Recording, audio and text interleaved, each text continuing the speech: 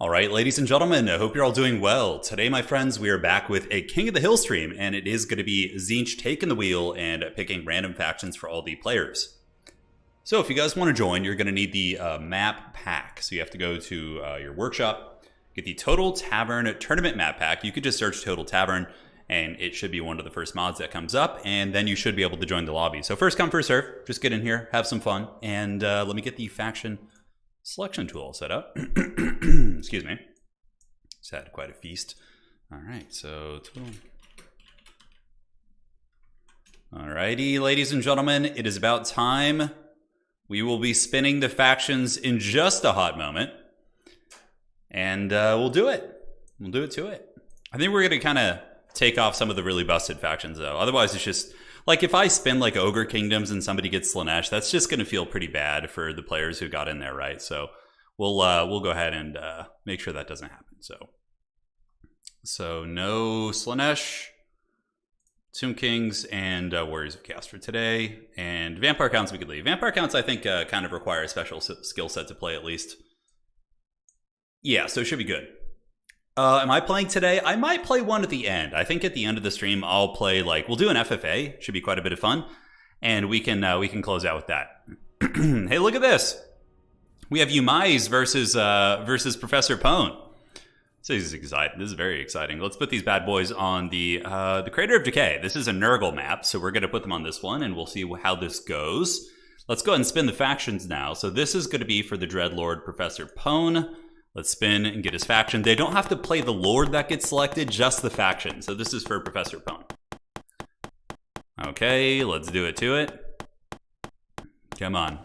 Hey, look at that. He got one of his favorite factions. We have Khorne, Blood for the Blood God. And now for Umais, just watch him get dwarves, his beloved dwarves. Yes, Misha, a small FFA to close things out. Should be fun. Dwarves Khorne versus Norska. Okay. I feel like we should just put this on the Crucible, this one, but we'll stay here. So, Pone, you're Khorne, and Umais, you're going to be Norska. Either of you guys can use a reroll. If you want to reroll once, you can. Just shoot me a message in Discord. Yes. 100%. No, if you want your reroll. All right. So both players have one reroll if they want to. But we'll extend that to everyone. Yeah, FFA to end the stream. Yeah, we'll be doing one at the end. Yeah, the site's a little bit loud. Okay, let me just turn that down. Yeah, I know it has a usual, a pretty loud, okay, we'll turn that down. Sorry about that. I'm watching your AoE4 video, just saw your new stream. I would just want to say I support you till you make it. Hey, thank you, man. I appreciate that. Yeah, I got wrecked so bad in that last Age of Empire stream. I got destroyed so badly on that stream. It was like the most humbling shit ever. I was like, okay, let's just get absolutely destroyed for 5 games in a row. Granted, some of them were close. And I wasn't playing my main civilizations, but it was still brutal. All right, Umais wants to use a reroll, so he can't get Norska. And let's see what he gets with his reroll here. So it could be anybody but Norska, and no mirror matches as well. So we won't do Khorne either. If it does land on Khorne, we'll just reroll it. So what's it gonna be? Hey, he gets. Oh, that's fun. Umais is actually a High Elf main. Yeah, he plays dwarves and High Elves. Okay. So Umais, you got your beloved High Elves here. All right. Khorne, in my opinion, has some really, really good tech against High Elves, but High Elves against Khorne as well with the new buffs that they got. So what you do with Khorne is you want to use actually Skull Cannons and or Blood Shrines. They're pretty good at killing the High Elf infantry, and really Reavers and things like that simply can't kill them. But your effort against the Ottoman was so haggard. I'm glad you enjoyed that. Starting by sacrificing Pone to the gods. He chose this fate. He saw me post the stream. Professor Pone saw it, and he hit me up, and he's like, may I have the honor of drawing first blood today? And here he is. So he's in the lobby, yes. You watched the Red Bull Wololo, Turin was missed. Oh, I'm sure the casters are really good for that. Who do they have? They have yeah, who are the casters for the Wololo? I would have loved to have casted that, actually, but understandably I wasn't covering Age as heavily as those guys, so yeah, they are definitely way more knowledgeable than I am of the meta and all that. High Elf Bane, you just got a grudge. Yeah, Umais plays High Elves. He also plays Dwarves. He's always kind of been a champion of these underdog factions. Granted, High Elves are a little bit stronger now. I would say they're doing pretty well in tournaments. We'll go check them out. And the players can take their time. We're on the Crater of Decay. No, Skull Cannons are really good. If you look at my last 2 replays against Khorne vs High Elves, I had a victory against Xiphos' High Elves. I had a victory against Subutai on his high elves, both with Khorne. That one will be going up, I don't know, in the next few weeks at some point. But yeah, like honestly, Khorne has some really good tools here. It has some really, really good tools.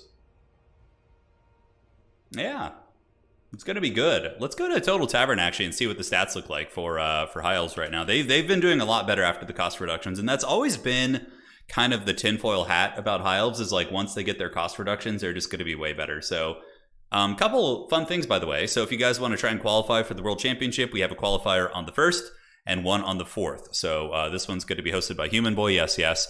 And the one after that's going to be hosted by Gramash TV, which is going to be, I think, a Korean time zone. Yeah, so it's at 4 a.m. So maybe folks in different parts of the world can make that. And yeah, should be good. And some other guy we're casting. Yeah, oh, absolutely, Major. I agree. He's great.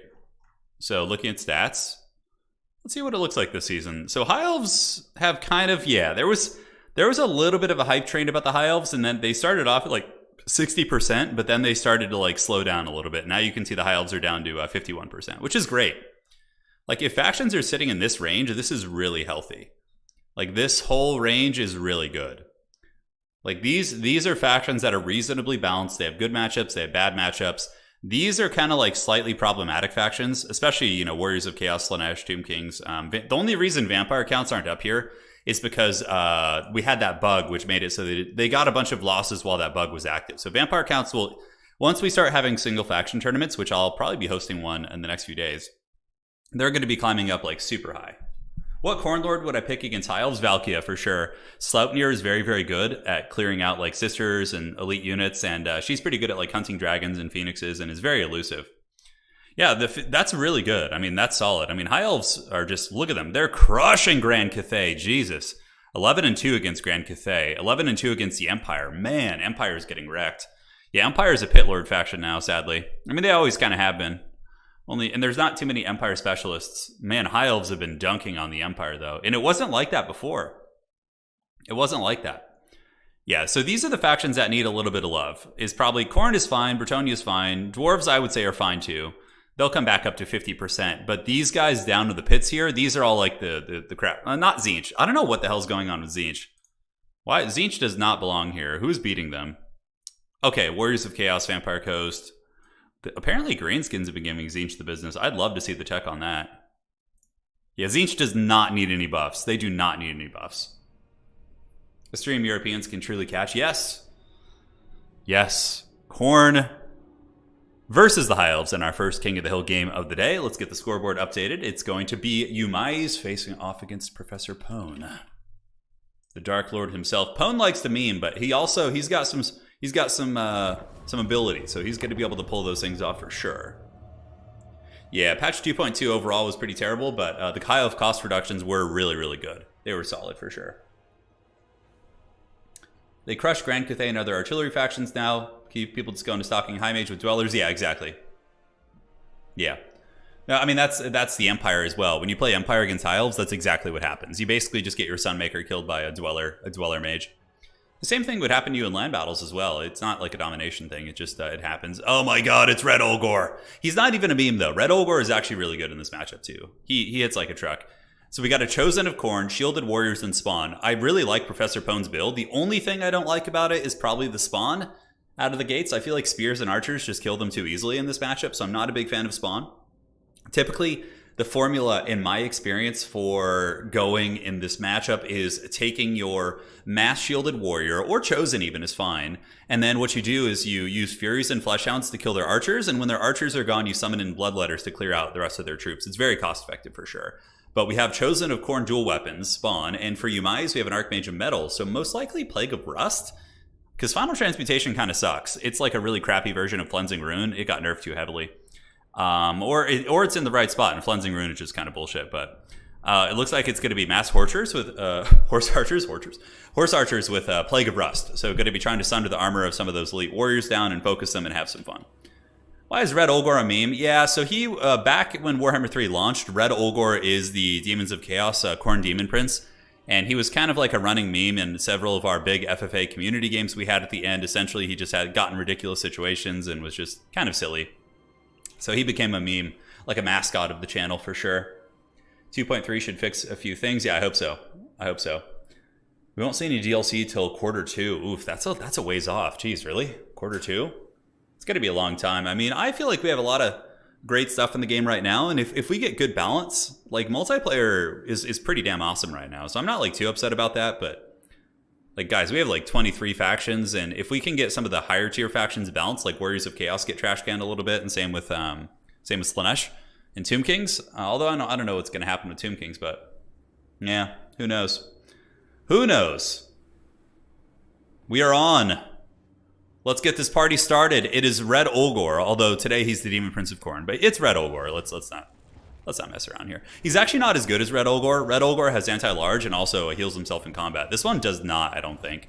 It's still a good fighter. Like, it hits hard. This thing can fight a lot of the High Elf Phoenixes. And Warriors are just really good against High Elves, because even though they do trade badly into like Swordmasters, they do well enough because their combat stats are really, really good. So now looking over the forces of Yumai is a very unique playstyle. Usually, you know, when you're playing High Elves here, you're going to be seeing White Lions and Swordmasters and Sisters of Avalorn, and then like a bunch of cavalry to fend off the pressure from demonic harass, which is kind of cool. So it is going to be Reavers, backed up by Dragon Princes and Silverhelms, and up in the sky we do have Ye Old Archmage of Plague of Rust and Searing Doom. Really interesting. I'm not a huge fan of Plague of Rust.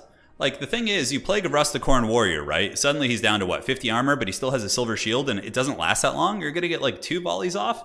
Maybe it's worth it. I don't know. Maybe I'm a little bit crazy. Who knows? We'll have to see. Yumai's is a very strong player, so... Oh, this one has a capturable location? A gate? Oh my god, I did not notice this.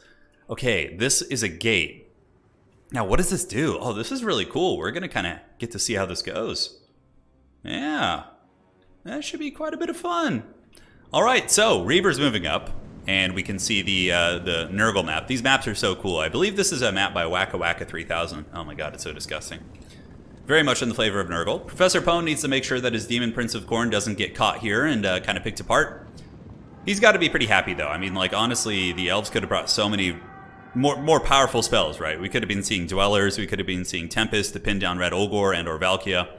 And a little bit of firepower going into the Demon Prince of Khorne right out of the gates, but not too bad. Takes about, 50, 100 damage right there, so it should be okay. So Reaver Archers, scooting back, going to be continuing to shoot. Probably, honestly, the best bet for Yumai's is to get your Reaver Archers, like here, and shoot at the Chosen of Khorne with dual weapons after they've been hit with Plague of Rust. Granted, even after Plague of Rust, these things are going to have 70 armor. They're super jacked. I mean, Chosen of Khorne are basically just middle linebackers in the NFL, those guys. Those guys are very, very serious for sure.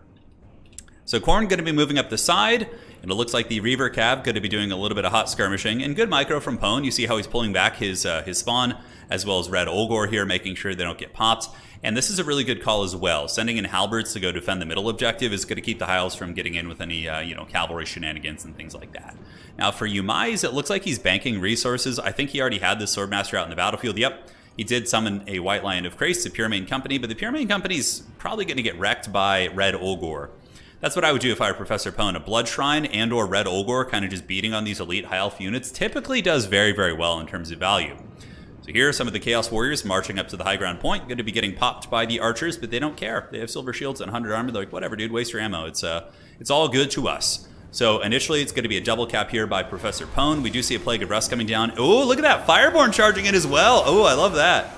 Okay, that makes more sense. Using a big shock cavalry charge while their armor is sundered down to 50 is pretty sweet. Now we get Red Olgor coming in, but the problem with Red Olgor against Fireborn is he does fire damage and they have fire resist, right? But even still, Red Olgor is able to get some damage in there. And the Chaos Warriors of Khorne, like, take some work, but, like, overall, that feels like a winning trade for Khorne, right? Like, the Fireborn are beat up, they lost models, and, like, some warriors took some damage, sure. But it wasn't terribly devastating. Now, up on the high ground objective, we are going to be seeing some Dragon Princes moving in. We got Chaos Warriors as well as Halberds getting ready to fight White Lions. Chaos Warriors of Khorne have high enough melee attack that they can actually trade reasonably effectively into White Lions of Grace, despite being something that shouldn't be great. Ice Pilgrim, don't forget to like the video, he says. Thank you, man. Appreciate the donation. Keeps this old man going, and appreciate your support. Professor Pone juking the Demon Prince here, dodging back and forth. A nice Searing Doom attempt, but the Pone Dog was watching. He was keeping an eye on things. Currently, it is a 2-cap, so look at this. The objective has been captured by the High Elf. So what does this do? Oh, check this out. It's pretty cool. And I'm happy to explore some of these maps with these different conditions here. So the High Elves now have a Vanguard point because they captured this gate on the side, which gave them a Vanguard and a standard point in their enemy, in their opponent's territory. I actually think that's really cool. It'll be something to kind of experiment with the competitive stuff. So Khorne is just, you know, obviously trading in this skirmish game here. Some of the Fleshhounds getting a little bit beat up by the Fireborn. Fleshhounds, of course, do magic damage, so they're okay at kind of chewing through physical resist. But now we get the Chaos Warriors going to be getting into the Swordmasters. And honestly, Chaos Warriors will get smashed, but man, Pone's micro is pretty on point right now. He pulls back, and this is the right play. You want the spawn to pile in first, because Swordmasters won't get their bonus versus infantry. They're going to be taking a lot of damage from those spawn. And then you move in the Warriors, and you really, really start to shine. Another Fleshhound coming in, battling Silverhelms. We see a Searing Doom coming in, but honestly does a little bit of friendly damage. Red Olgor coming in with the Steel Chair once again, baby. The giant Demon Prince of Khorne covered in blood, looking extra heavy metal today. Going to be routing off these Silverhelms and giving that sweet, sweet terror. That's the advantage he has over Valkia. Valkia does not cause terror, whereas Red Olgor does, right? Now, as far as the high ground goes, it looks like Khorne is holding on to this one. On the far side, we do get some Fleshhounds moving in to fight Dragon Princes. Dragon Princes are pretty beat up. They might actually end up losing that because they were at like 30-40%. And I think the Halberds plus the Chaos Warriors here probably win that fight. It's something that we'll have to keep a bit of an eye on here. But Khorne getting pretty aggressive. Value trading, though, is dead even. And Khorne does have the 2-cap initially. And the gate is, of course, being captured by Khorne. And that's going to be even more impactful for Khorne with Fleshhounds, because then they can summon Fleshhounds like all over their opponent's backfield and get really, really nasty there. So continue to push up. We do have the Chaos Warriors. I don't know where the Chosen of Khorne are. Here's the Chaos Warriors. We have Chaos Warriors here. We get some Marauder Horsemen of Khorne, which are excellent, but not if you let them get caught by cavalry charges here. So Professor Pone's going to have to move those back. In the meanwhile, Yumai is moving up with his Fireborn. Gets a really, really nice charge on those Marauder Horsemen. The White Lines of Krace looking like they want to contest the gate objective. And here in the back, it looks like some random White Lines did slip past the formation, but Red Olgor is more than happy to just fight those. He's going to be having a good time. Fleshhounds on their way out. Marauder Horsemen kiting around, getting their throwing axes into the Fireborn. Up in the high ground objective, we do have that 2v1, and Professor Pone needs to get these Halberds in combat. A little bit of a micro mistake there. Yumai is, of course, really capitalizing on this by using his Pure Mains to smash through these Chaos Warriors. It looks like the Halberds are going to move in and fight now. He really needs to give that order. And with Fleshhounds, that's what's really cool about Khorne. Like, Fleshhounds can come up here. They can easily just get into the back of these Pure Main company, and that would probably decide that fight for sure. So Khorne does not get the objective here. They do not get the gate, so they don't get the Vanguard point. However, it looks like a little bit of an ineffective fight here for the forces of the High Elves. Having these shock cavalry in sustained combat with Fleshhounds as well as warriors is going to be a little bit tough for them. And Red Olgor here in the back is still doing a great job. He's living his best life. He's up to 42 kills. For sure, have him go after White Lines of Krace and those types of units. But guys, it looks like Khorne is getting up. The Chosen of Khorne, I didn't see them in action, but the Chosen of Khorne have absolutely butchered these High Elf units, just cutting through them. And the High Elves don't have any really scary magic to punish them, right? We don't have like a Dwellers Below. We don't have a Pit of Shades. These are usually the techs you see against Khorne to really kind of keep their elite infantry in check. But the Khornate infantry really just having a field day in the realm of Nurgle here, cutting through these bad boys. And we see the White Lines of Krace routing, and that's actually going to be giving Professor Pone a triple cap here. That's pretty wild, man. Demon Prince of Khorne going to be doing battle here. Fireborn bouncing out, going after the Demon Prince. You might get a little bit of punishment here, but the Hounds of Khorne going to be coming out to protect Red Olgor, and those Fleshhounds of Khorne are nasty and very, very tough to get rid of. Another Searing Doom coming down, but honestly, I can't help but think the High Elf magic is one of the reasons why the game is going south for them this game. I think if the High Elves had any other magic, death, life, you know, anything like that, it would just be exponentially more effective. I'm like, Plague of Rust combos have kind of been a thing. Like at the end of Warhammer 2, we saw it in some tournaments where Chaos players would use Sartorial with Plague of Rust and Chaos Knights to get like big shot cav charge synergies. But in my experience, it was always a little bit of a gimmick that didn't work super well. I mean, it's okay. Maybe I could be proven wrong, but man, these Chosen of Khorne are still just buzzsawing, and now they're going to be fighting Silverins, which Silverins have like 0 damage output against armor, and Chosen of Khorne just have such insane combat stats that they're going to be able to just get through the defensive capabilities of these Silverin no problem. Chosen of Khorne currently up to 820 value, easily going to be killing all these units and taking almost no casualties in the process. And the Fleshhound reinforcements really, really able to wreck the Pure Main company, and it looks like the Halberds are holding on to this, and they are going to get that point. So in the back, though, Yumais does have a... Oh, look at that. So he did have the gate for a second. Khorne took it, but Yumais had the gate, and then he gets... I actually really like this. I think I might start incorporating this into my tournaments. I think this is a really, really cool mechanic. But the gate here is taken... It was taken by the High Elves, so then they got some Vanguard points, right? So they got some Rangers in here. They moved in, but this is where Bloodletters really shine. And this is what I was talking about with this matchup. I've actually played this matchup a ton. It's one of the matchups I'm most familiar with. Is that Khorne, once you deal with the High Elf Archers, if you get... No, make sure you get his charge here. I think he's going to miss the charge, unfortunately, so he's going to be missing out on the charge bonus. But Exalted Bloodletters will just basically buzzsaw through High Elf Infantry like it's nobody's business. It's going to be absolutely brutal. Although Reavers coming in the back here might be able to help change this dynamic. Oh, the Sword of Khorne is coming, baby! Blood for the Blood God. Here it comes. Boom. Right on those guys. Massive damage. Oh my god. Those Rangers got one-shot and those Silverin got wrecked. And now we are going to be seeing the Exalted Bloodletters getting in there and cutting through all of these units. So yeah, now Pone's just going to take this objective back. He has pulled a massive value lead right here, guys. 8,600 to 7.2. That Sword of Khorne was, metaphorically speaking, the nail in the coffin. I think that's going to be a pretty brutal one, as we do get Halberds holding onto the side point, Chaos Furies chasing down this Archmage of Metal, Red Olgor cackling in meme up here in the skies. He just continues to fly around and cause havoc. Only 1,000 value, but still Terror Routes are very, very valuable. That Sword of Khorne was fully erect. Yeah, I think the Plague of Rust Archer combo works better because the DPS output is pretty consistent, whereas like the Plague of Rust Shot Cav is like, you're still trading in melee, so your opponent has the opportunity to get some values back for sure. So down here, Exalted Bloodletters, awesome choice. I really like Pone's execution. His build's a little bit different. He's not using like Blood Shrines and things like that and Skull Cannons, but clearly, you know, Warrior spam in the beginning can be tough to deal with, but High Elves can actually counter the Warrior spam okay if they go with a lot of Swordmasters. But that's going to be GG, well played. First game in today's King of the Hill is going to be won by Professor Pone and Red Olgor. Well played, Chiimais. Hope to have him back. I really enjoyed that map. That was super fun. I think I'm going to include that one in some events. I think it adds a little bit of spice to the game and changes up tactics, which is always refreshing. Considering we're not going to get DLC for a while, it's always good.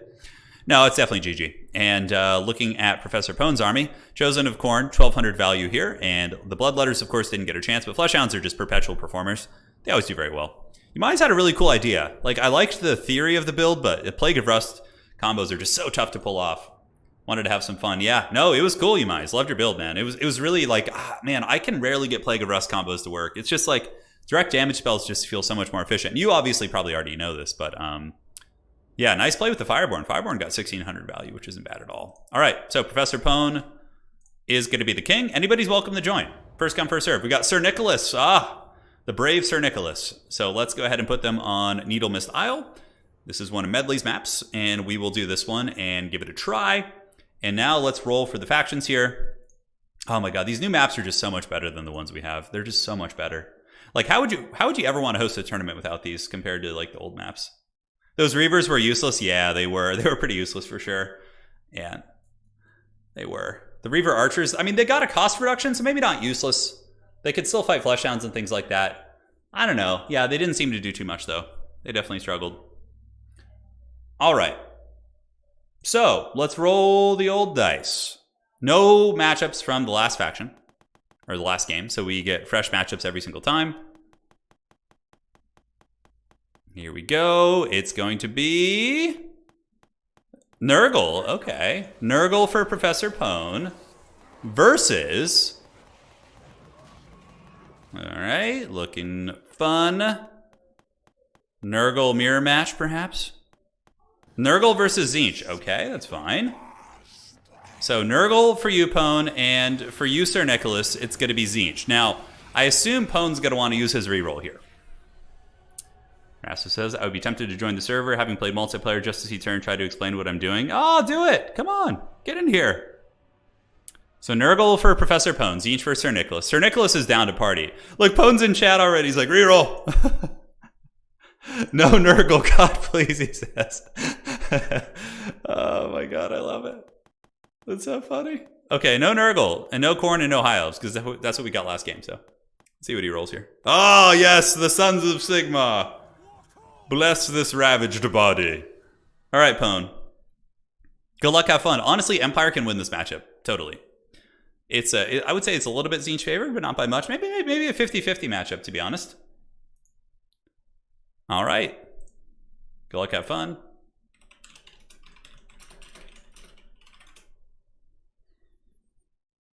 Very cool.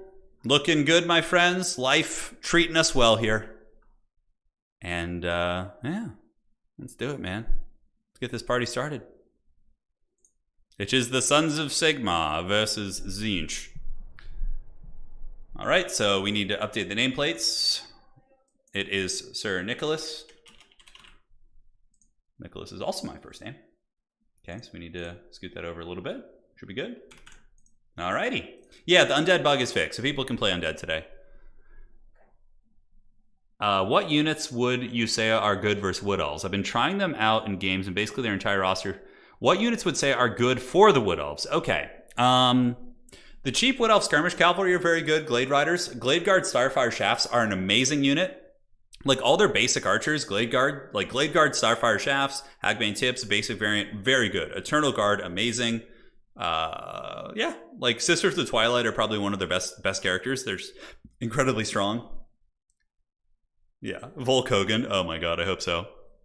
I hope he comes in. I hope he makes an appearance. Thank you guys for joining today, by the way. It's been a fun, kind of casual stream so far. We're going for about 3 hours, and I got some stuff I got to take care of IRL.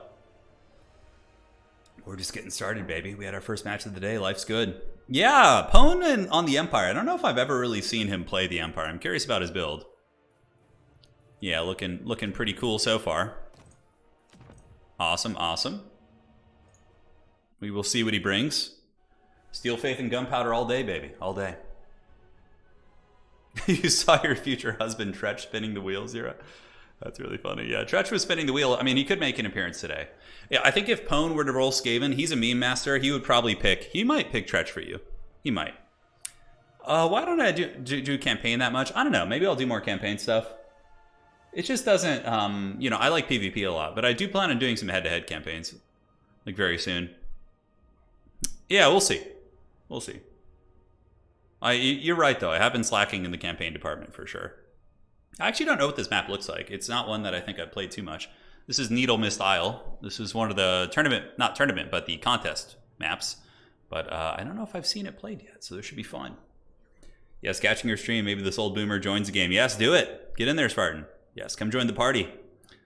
Join me. Why don't people bring Demon Prince of Nurgle? I don't know if he has a Mortis engine in multiplayer. Are you talking about the Exalted Great Unclean one? He has a Mortis engine, so does Kugath. He's pretty decent. I think he can make a little bit of a comeback depending on the matchup. Yeah, Queek is a cool character. Queek used to have some tech in Warhammer 2. Basically, he was like a tech piece against like Sigvald. So Sigvald was kind of meta for Warriors of Chaos in Game 2. And you would sometimes see Queek come in for Skaven because he could actually kill Sigvald with all of his items and armor piercing and things like that. Yeah, it was kind of neat. Are situations where Wolfheart is viable? Yeah, oh yeah. Wolfheart's really good, Robert. Because he has a net. Nets are just like one of the strongest mechanics in the game. I've used Wolfheart in many matchups, especially against Tzeentch. Like, I would actually use Marcus Wolfheart against Tzeentch with Lightcaster. And, you know, when the chicken comes close to harass me, you just basically, oh, he brought a Witch Hunter. Look at that. Pone's got a Witch Hunter. How do you feel about the Friday announcement that no new? Yeah, it sucks, but it is what it is. Like, we have, like, I would just like them to balance the game a little bit, like, balance multiplayer out. So, you know, we have a really good, stable, kind of competitive scene. And then you know, we can talk about that. But yeah, no, it's a bummer. I was honestly expecting some sort of a DLC to come around Christmas time. Like, that'd be really fun. Like, a big Christmas drop. That would have been rad. But alas, it's not going to happen. We got to pay the troll toll. And, yeah, that is what it is. FFA head-to-head is the way to go. It's fun to watch all the backstabbing. It is. It is. I think we'll do one this week. I don't know. Maybe on, like, Tuesday or Wednesday. I'll have to see what days Pone is there. So for Pone, it's going to be Wagons, which are if you don't bring Wagons against Tzeentch, you're going to have a bad time. Wagons basically counter Marauder Horseman BS. So that's where you get your value there. Karl Franz is not a terrible pick here. He does do magic damage and hits pretty hard, but typically I think characters like Boris can be a little bit safer due to the natural regeneration. Life Wizard's always good. If you're going to go with Franz and Wagons, Wagons love to get healed, and so does Franz. And the Witch Hunter is just a bit of a meme pick, but, you know, it could be cool to see how he does. I'm excited for that one, so. Now, looking on over here at the forces of Tzeentch, it is going to be the Changer of Ways. Heralds coming in with blue fire spam, mass horsemen, and the rest of the army here is going to be Chaos Warriors with shields, which are a little bit tough, and Marauders as well. Empire can struggle with those, but Karl Franz can get in with Kalmaraz and give him the business if you can kill all the skirmishing and all the poke and all that sort of good stuff. So we'll have to see how this goes. As far as the points go on this map, we do have objective number 3 here. We have objective 2 and 1. This is actually a really beautiful map. Look, it's like a little island. Yeah, it's pretty cool. And you have like these giant, like kind of arcane, I guess Tzeentch rocks, I guess you could say. Yeah, Blue Fire can snipe Franz for sure. It can. But he has regrowth, so Karl Franz should have a regrowth caster. He actually went with Dweller's regrowth. Yeah, it's a pretty good combo. Dwellers is decent. You know, it's always nice to have it in your back pocket, but typically you're just going to be regrowthing Karl Franz the entire game. That's how it's going to be going. Yes, we're using not the mod pack, but we're using the map pack, yes. So we have all the new maps, which were, of course, created by the community.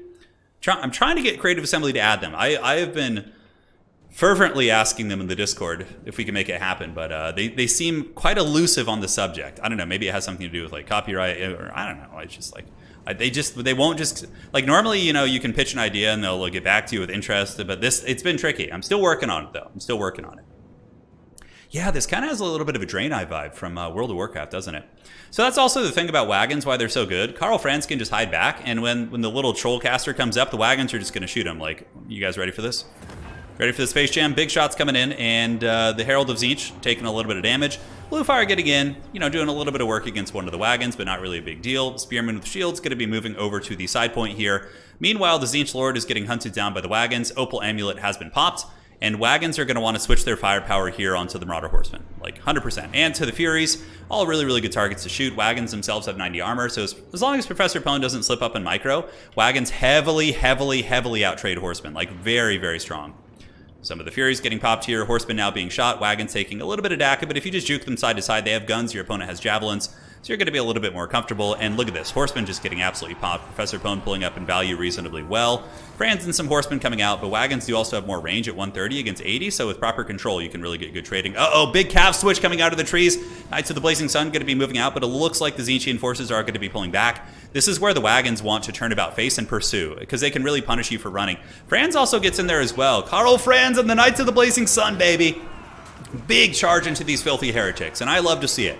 I'm obviously a little bit biased because I'm an Empire main and they're my favorite. And man, that Tzeentch Horseman core got absolutely pounded. Just run down by those wagons. And now the Empire does have the dreaded Sunmaker, although Pone does have it behind the trees a little bit, but it can still get a decent line of sight. And now the Sunmaker is going to be coming out and raining just hot, righteous fire here onto the faces of these Chaos Warriors. Granted, you need to make sure to protect it. Chaos Furies are coming back here. Pone does have how much in the bank? Not much. He does get some guns out, so it looks like it's going to be some free company militia to try and fend off those Furies. In the meantime, the wagons have gotten the Lord down very, very low. Check that out. So the Tzeentch Lord is down to about half health. That means that shields are going to be less effective. Wagons are just blasting into the old Tzeentch Horseman right here. And the Sunmaker still dropping some hot steaming payloads here onto the Chaos Warriors. Granted, the tree line is giving a little bit of protection. Furies have landed here. Granted, there are some free company militia defending it. And if the Knights of the Blazing Sun come back here and run them down, the artillery piece should be relatively stable. It looks like there's going to be more Furies coming back there. In the meantime, Wagon's just getting a ton of value, blasting into that Tzeentch character, but he is able to juke and pop the Opal Amulet. Side point is being held by Spearmen with shields. They're probably going to lose that. Might need to send some reinforcements over there. Fran's going to be hunting down some Horsemen here. And more Furies are being sacrificed to Karl Franz, which I can tell you from experience, this feels pretty good as an Empire player when people are just like throwing Furies into the cavalry meat grinder back here. Like as long as you micro the crew and run them away through the cavalry, you should be okay. Granted, maybe they're going to get broken and killed here. We'll have to see. But so far, the Sunmaker has lured several units to their doom. The wagon shooting into the shielded warriors, not the most cost-effective, but they still do have good armor piercing, so it's not really the end of the world.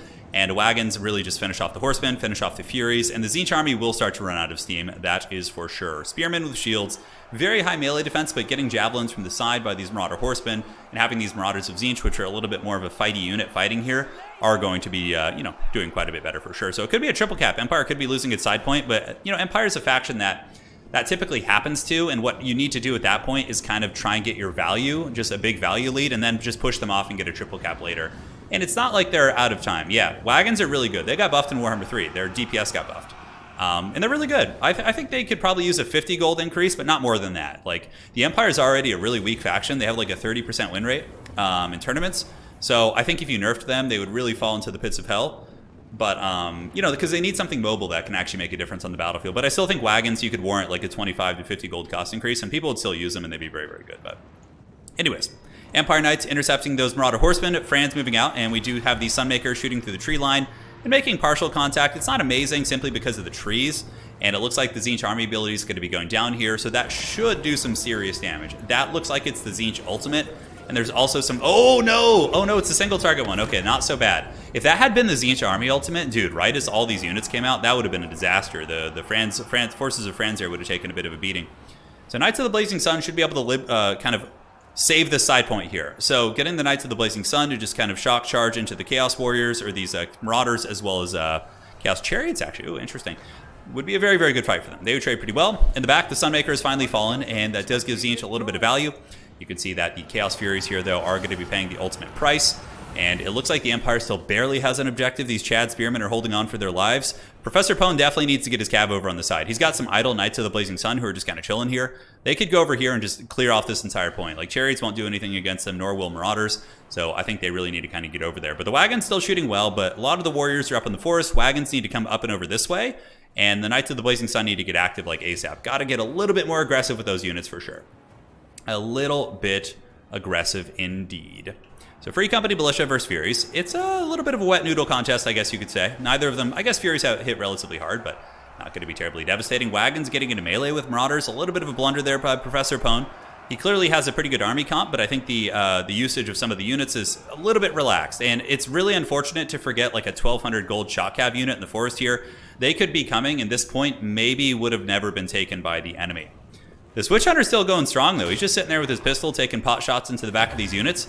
Probably wouldn't be a bad idea to get the Witch Hunter to start shooting up in the sky at the Herald of Tzeentch. Professor Pone does have a big value lead, though. He has been able to maintain that. Empire Knights doing their thing.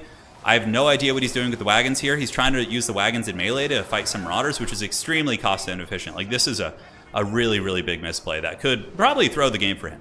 Knights of the Blazing Sun coming back out. He really needs to get this side objective, get something to kind of keep Tzeentch from running away with the score. I think that would for sure be the plan. And Sterling's Revenge, not a bad choice at shooting into the back of Chaos Warriors. Cavalry charge coming out, Knights of the Blazing Sun hammering into the Chariots, so Chariots getting absolutely pounded there. But now we get some Chaos Knights of Tzeentch. That's actually going to be kind of hard to deal with. Sterling's Revenge is their best tool against them. Also, the Witch Hunter can use Accusation to lower their armor and missile resist, make them a little bit more vulnerable with some of the other units. But with Franz there, Franz will kill the models pretty aggressively. But really, he needs to get on the side objective, get some grenade launchers, and get these darn wagons like away from there. Yeah, there you go. So Silver Bullets have come out. Silver Bullets shooting up into the sky. Might be able to get the Lord. War Wagons are pursuing now. So Pone has finally gotten his wagons back online. And oh, look at that. Accusation going down on the Herald of Tzeentch, guys. He is accused of heresy, and that is a very apt description, so he's going to be super squishy right now. Physical resist, missile resist, you know, just very, very weak. And the Herald of Tzeentch is at -9, and demons, when they start crumbling, go down very, very quickly. Chaos Knight's getting wrecked pretty bad by Franz, as well as his big goon squad of cavalry. And we do see the Herald of Tzeentch. Wow, how is he not crumbling? Oh my god, he's at like 1% here. How is he holding on? Okay, he's at 300 HP, -36. That man's going to go down, so Tzeentch is going to lose its Lord, which is going to be pretty substantial, for sure. And it looks like France and company are making their way up the middle, pinned back a little bit by these Marauders in the tree line, and we do get more Reichsguard Knights coming out to try and push some of these units away. Reichsguard Knights will do very well. I do like the fact that Sigmar Sons are moving up to the side point. You know, you got to play the long game. Sigmar Sons will lose to those Chaos Warriors, though, without any support. Chaos Warriors, very, very strong. Those guys are absolutely beastly. Absolutely beastly indeed. So, big Sigmarite charge for the Emperor. Reichsguard Knights and Empire Knights pushing back these giant Chaos Knights. Who cares about your OP blessings of the Chaos Gods when you have Sigmar behind you? Karl Franz getting in there and routing those bad boys down. Middle objective is going to be taken by the Empire. Side objective should be very easy to take as well. It's basically just some Marauders. Pone has some Free Company coming over here, which probably would win that fight. They could shoot them a little bit, soften them up. And Tzeentch seems to be routed right now. Their Lord kind of breaking was really, really the catalyst for this going downhill for them. And the War Wagons are still very much alive. Karl Franz is in good shape, and the Witch Hunter able to move up on that side point here, as we do get the Knights of the Blazing Sun effectively chasing down the Chariots. Gotta shut those bad boys down. Zentler's Reichsguard, clearing out Marauders, no problem. Chaos Warriors here, though, still a bit of an issue. And Silver Bullets, very good play by Sir Nicholas. He actually has just been really on point with his Furies this game. In the mid-game, at least. Going after the Silver Bullets, making sure the Empire shooting doesn't come back online. But it's getting a little bit dicey in terms of time. Like, the Empire doesn't want to take too long here. War Wagon's going to be going after the Marauder Spears, just kind of picking them off as they run. Going to want to leave some troops here, and we do get Empire Knights moving on over to the side point to try and clear these guys off with Free Company Militia. Should be enough. Tzeentch is pretty behind in value. They might be able to scrap something out on win on points for sure. We'll have to see. Spearman going to be holding -3 here. Empire Knights screaming across. The Jade Wizard also on the point. Empire a little bit stuffed back here. It seems like Tzeentch has been sacrificing units in Empire territory to kind of keep their reinforcements from getting in quickly, which is a pretty viable tactic in domination for sure. And now Fran's going to be coming in with the steel chair, and he's probably very needed to go after these Chaos Warriors. The wagons, when they run out of ammo, the thing is with wagons, you can use them in two ways, right? When they run out of ammo, you can either unsummon them and get some value back, or you can use them as objective capturing, because each of them, I think, has 3 capture weight. So if you just have a squad of like 3 wagons running around, that's 9 capture weight, which is actually pretty substantial, right? So here they come. The old Sigmar Sons moving up to the point. Tzeentch summoning out basic Marauders, which isn't going to go super great for them. But if the Empire keeps if they lose points, like these wagons should probably just be chilling on this point to make sure he doesn't lose that one. Over here, it looks like the Empire is going to take this one pretty easily. We do see the Marauders of TZEENTCH getting a little bit smashed. In the forest, are there reinforcements? No, just basic Marauders routing off the side of the map here. And a big cav charge. Knights of the Blazing Sun going to clear them off. So probably at this point, you just leave your free company here, and then you take your Knights of the Blazing Sun back to the middle. War Wagon's about to use the rest of the ammo, so there they go, blasting into the Marauders. You know, I can see Professor Pone being inspired by this game if he manages to win it. And like becoming an Empire guy. Like I think he's getting a taste of like the cool things the Empire can do with their magic and their big cool characters like Karl Franz, who's only gotten about 900 value, but that's really not terrible. And the Chaos Warriors here should fold. Franz is going to terror out them. Chaos Warriors are not immune to psychology unless you're the bullshit Slanesh ones. So these guys are going to rout for sure. And Karl Franz has got that big Galmaraz out. He's got the Warhammer, 663 weapon strength. TZEENTCH on the run. Witch Hunter's coming over as well. Witch Hunter can accuse these guys of heresy, which is actually very good here. That's going to put their armor down to 70, which is going to make the Sigmar Suns like way more effective in that fight. Empire looks like they're going to be able to get a triple cap, and then they just have to focus on holding. Zintler's Reichsguard Knights at the ready, General. War Wagon's about to run out of ammo, but not before they've each accrued a pretty good value. I mean, the Marauder Horsemen were just such good value for the War Wagons, like blasting Marauder Horsemen, sniping the TZEENTCH Lord. A lot of good targets in this matchup. I've always been a big advocate of wagons in this matchup for sure. Sigmar Suns got to fight through these Marauders. You know, Professor Pone's cutting it a little bit close. TZEENTCH might still be able to pull off a win, which would be pretty crazy. You know, when he let that middle objective flip, that was pretty rough. Here comes some cav, and he's got to really just be, like, sense of urgency time right now. Like, big sense of urgency. Marauder Horsemen are coming, but those Knights need to get to the middle and capture that. Franz is doing his best to try and capture this one. The Empire does have the capture weight advantage here, and the Marauder should get broken off. But, man, Professor Pone's cutting this really close. He's cutting it real close, guys. He needs to get his cavalry to the middle and stop fighting in open field. Leave the Knights of the Blazing Sun over here to defend that. Get these cav to the middle to hammer these guys off. He's running out of time, ladies and gentlemen. The Spearmen are coming up. Side point still not being captured. Sigmar Suns are chasing off the objective, so that could be a game-losing play if he keeps chasing like that. No, pull those guys back, Pone. You have this game. You have it. No, don't chase off the objective. Oh, no, he chased off the objective. Pone, no. Sigmar, preserve us.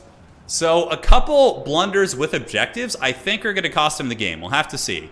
Cav moving in here. The middle's coming in. State Trooper's going to be capturing this objective. He'll have a little bit of time to get the side point. He's got some Empire Knights coming over here. Oh, no. Pone throwing the game. This one play is going to lose him. Oh, no. The Sigmar Suns chasing off the point. He would have had time to cap, probably. Because the Sigmar Suns would have been able to probably rout these guys off with Terror with Franz, and he would have been able to get that point. Okay, side point's going to go to the Empire easily. They're going to get this in like a matter of seconds here. Yeah, he threw. Oh, no. He would have probably gotten that point if they had kept fighting there. And the middle point flips to the Empire. TZEENTCH barely going to be holding on. But the Sigmar Suns throw, I think it's too much, because now there's only 8 seconds left. And Franz, you know, because they would have Franz would have terror-routed these guys off with the help of these guys, and he would have kept the capture weight advantage and would have gotten that for sure. Oh, my God. And TZEENTCH pulls it off. The throw. It was such good play. He played so well, but just that one throw at the end. Sigmar, preserve us. Man, that's got to feel bad. That's got to feel bad. It's okay, Pone. It happens to the best of us, man. I've done that many times. GG, well played. All right, well played to Sir Nicholas, though. He was down like 4,000 value, and he came back and got it. All right, so let's do this. All right. Hey, Pone. Dude, Pone, if your Sigmar Suns didn't chase off the objective at the end, you would have won the game. 100%. GG, well played. That was a great game, though. That was very fun. Well played, Pone. Hope to have you back, man. Hope to have you back. All right, so next up, we're going to do the Crucible. We're going to do a lovely Cornate map, which is going to be very fun. Well played to you, Pone Dog. What was the throw? So at the very end, Professor Pone, your Sigmar Suns chased some spearmen off the objective, and if you had kept them with Franz, you would have terror-routed his troops off, and you would have captured that third point, and the game would have been over. Yeah, you had it. 100% won. Yeah, just with that. It's all good, man. It happens. No, it's not even a usage of guard mode. It's just kind of like the unit chasing. I was busy microing everything else. Yeah, Empire is very micro-intensive. There's a lot going on. All right, so spot in the lobby is open. Crucible's going to be the next map. Pone had a valiant run today. He had a glorious victory in game 1 with Khorne, and he did Sigmar proud. He did Sigmar proud for sure. All right, so let's go ahead and load on to the next one. And let's roll the dice. So for player 1, our newest challenger, let's see what they're going to be getting. Nothing from the last game. The Dowie already. Kislev, Demons of Chaos. Norska versus... Let's see what we get. Give us something fun. Give us the Ogre Kingdoms, dude. Sign me up for that. Norska versus the Beastmen. Okay. So let's pull this up here. Seraphon, you are Norska. Sir Nicholas, you are the Beastmen. And either of you guys can do a reroll here. Either of you guys can do a reroll. Yes. Let us see how this goes. That was a great game, man. Sir Nicholas was super scrappy. He was so far behind, but he kept finding ways to get the points back, and that obviously made a big deal. I mean, he was so far behind in value. It got really serious when his lord got karate chopped. Sir Nicholas was a true Chad there for sure. All right. So Norska for you, Seraphon. Beastmen for Sir Nicholas. Seraphon, I don't see if you want to reroll or something. You can message me either in Discord, or you can shoot me a message in Steam in the stream chat. Battle of the Haggard Chaos factions, I know. Nurgle versus TZEENTCH. Oh yeah, you would have gotten wrecked pretty hard probably. Yeah, it'd be pretty rough. Cathay's pretty strong. Yeah, Cathay's pretty strong. You can honestly use Jade Lancers as top Furies. It's not a huge deal. Seraphon needs a reroll. Well, we'll see if he wants one. I don't know if he's in chat. I'm looking. Seraphon, identify yourself in chat and let us know what you want to do, or if you saw your pick here. Sir Nicholas is listening to the stream, which is good. He knows. The boy knows. All right, so let's see here. What do we got here? He messaged? Okay, let me see the message coming in. Uh-huh. I don't see any message. He said he wanted a reroll in chat. Did I miss it? Because his name probably doesn't match his name here. Okay, says he needs a reroll. Got it. Thank you guys for keeping tabs for me. I do greatly appreciate that. And let's get the reroll going. All right, what's it going to be? Give it to us. The Dowie. Oh, Greenskins. Okay, Greenskins versus Beastmen is a fun matchup. Okay. I dig that one. His whole eyes are going out. Thankfully, I still have pretty good vision. Yeah, that would be something. Hopefully, we got some time. He doesn't have Norska. Okay, so he's going to get the Greenskins. Let's see if he's got Greenskins. Seraphon, do you have the dreaded Greenskins? Or do you just... if you don't own them, we can obviously keep rerolling for you. So, yeah, it looks like he's got the Greenskins. They're pretty much a staple here. So, do you have an affiliate link to buy Warhammer 3? I don't think so. Don't worry about it, man. Yeah. Get it, enjoy yourself, treat yourself, have some fun. And, yeah.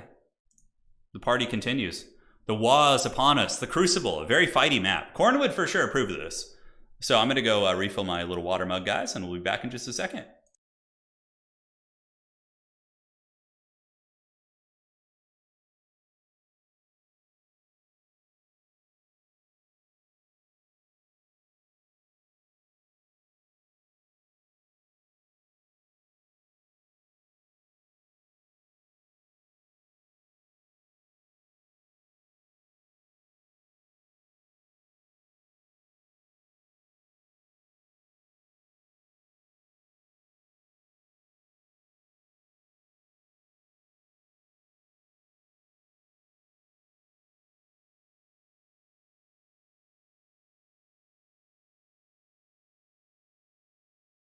All right, guys. Who's it going to be? Is it going to be Grimgor versus Torox?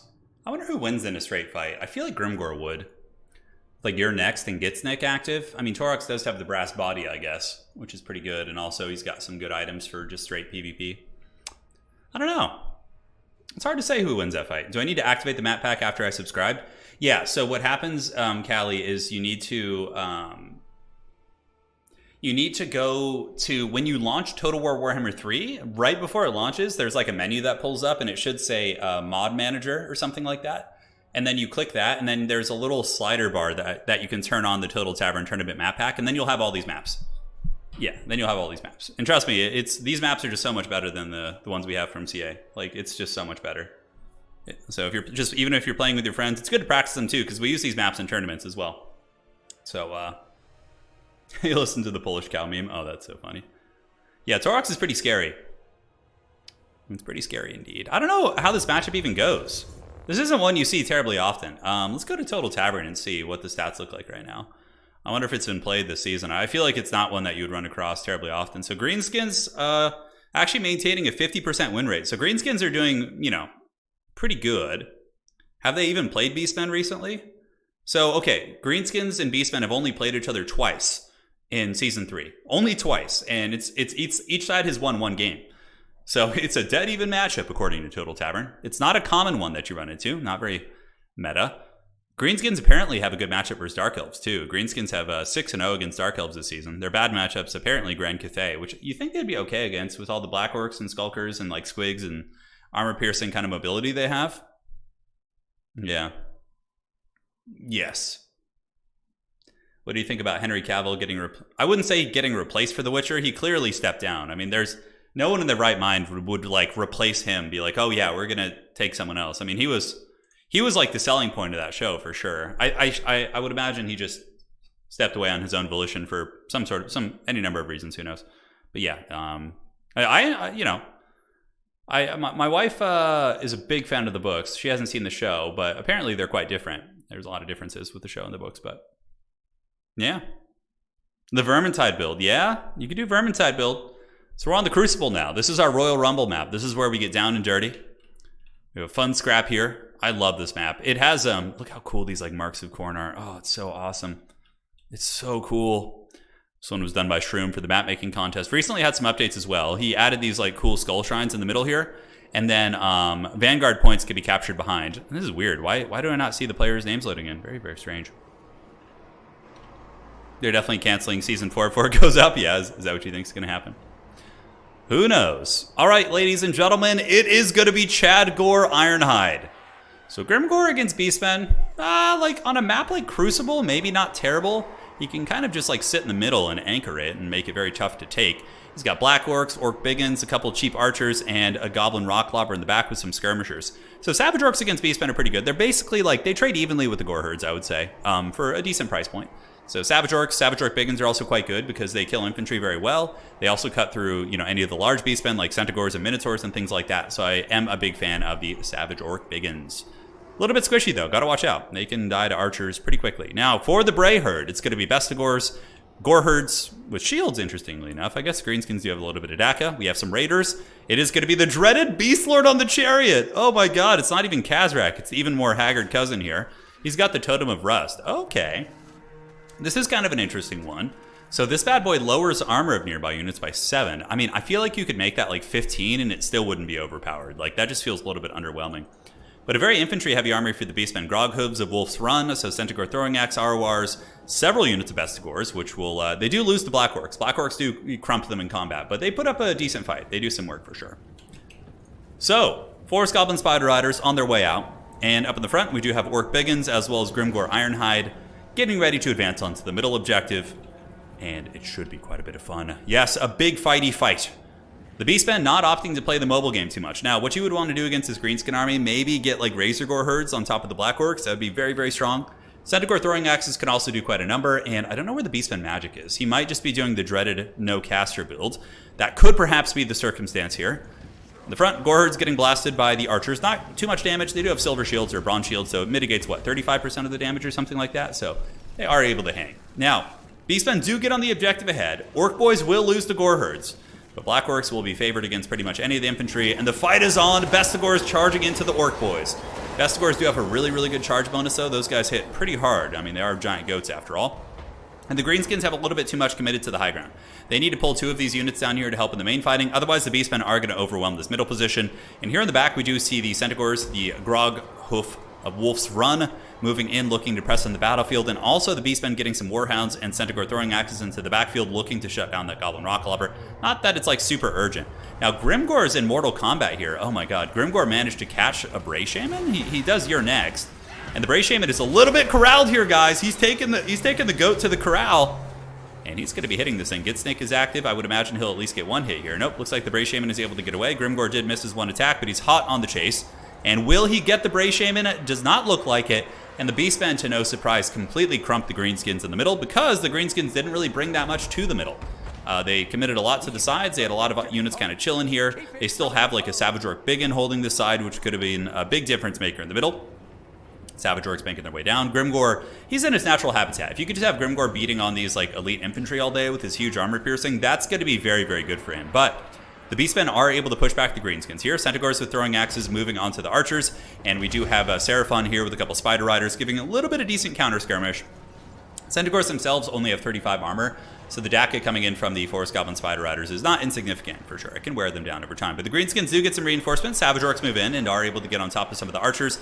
Warhounds do rear charge them though, and Savage Orcs are very squishy. They have 16 melee defense and really rely on their physical resist. But it does help them against these hounds, but you can see they're getting chewed up by the basic hound units, and those Savage Orcs probably will be wavering. Granted, Grimgor doing a good job. Side objective is controlled by the Greenskins, which on this map does actually give them a Vanguard point, which is really cool. So on the Crucible, if you do control the side points, it does unlock some Vanguard points on the back of the map, which I think adds a really interesting dynamic. But Chadgor is like the one thing that's doing very well. Overall, the Beastmen are just overwhelming the Greenskin army. You can see the Bestigors and the Gore Herds really dominating the Greenskin infantry.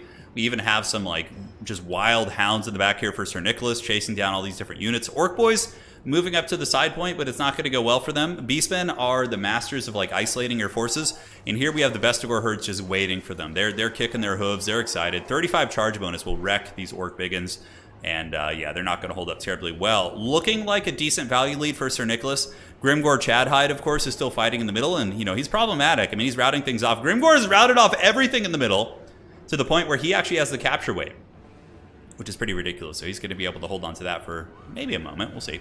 I would imagine the Beastmen will just send some Gore Herds back there, some Bestigors, just get a little bit of a surround on him, and it should be okay.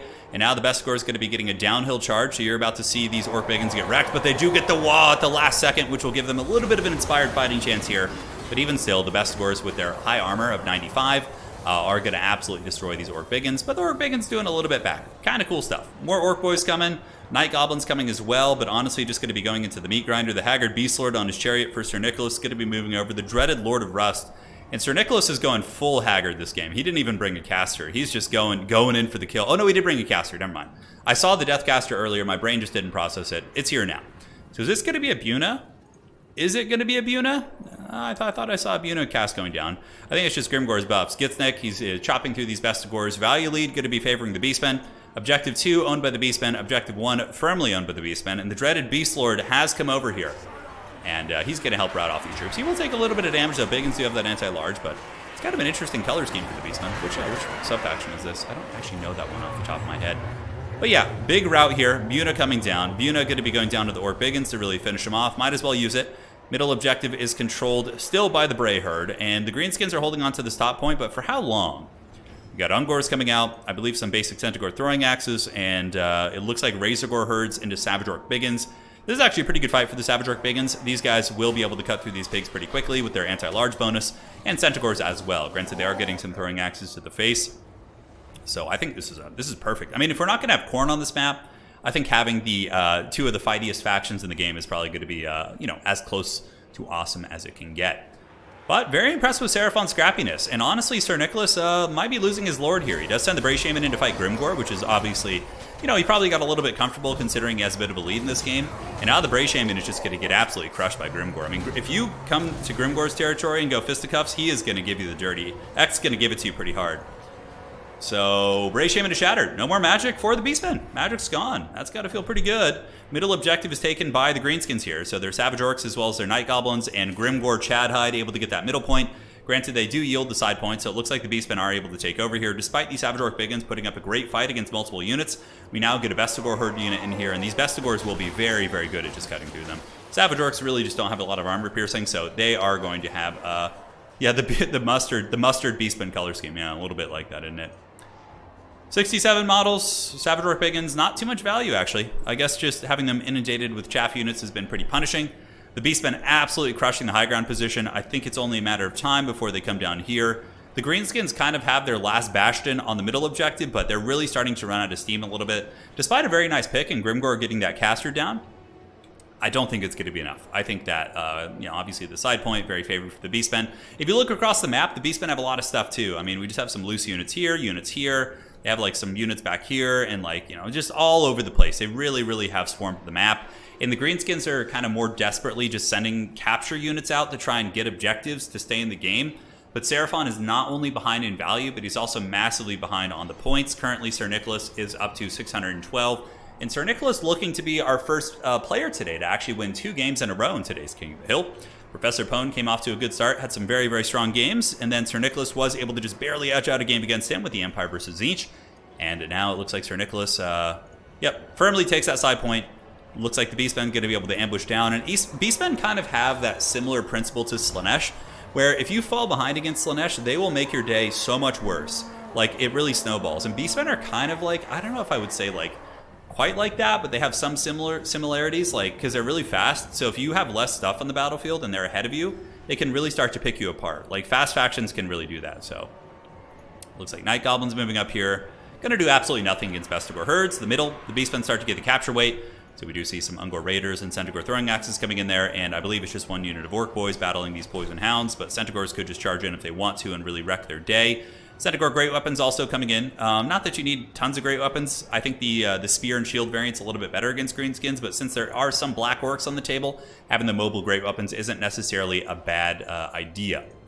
So Black Orcs moving across, Orc Boys, as well as some Haggard Goblins. Maybe they'll be able to do something. I still don't think so. I think the Beast Lord will be able to kind of maneuver over here. Sir Nicholas has some idle units. Definitely needs to get those guys busy. Move those guys back to the battlefield here. And now Black Orcs moving across. Some idle hounds hanging out by Khorne's portal. They must be mesmerized by the glorious glowing ambience of that. So they will do that.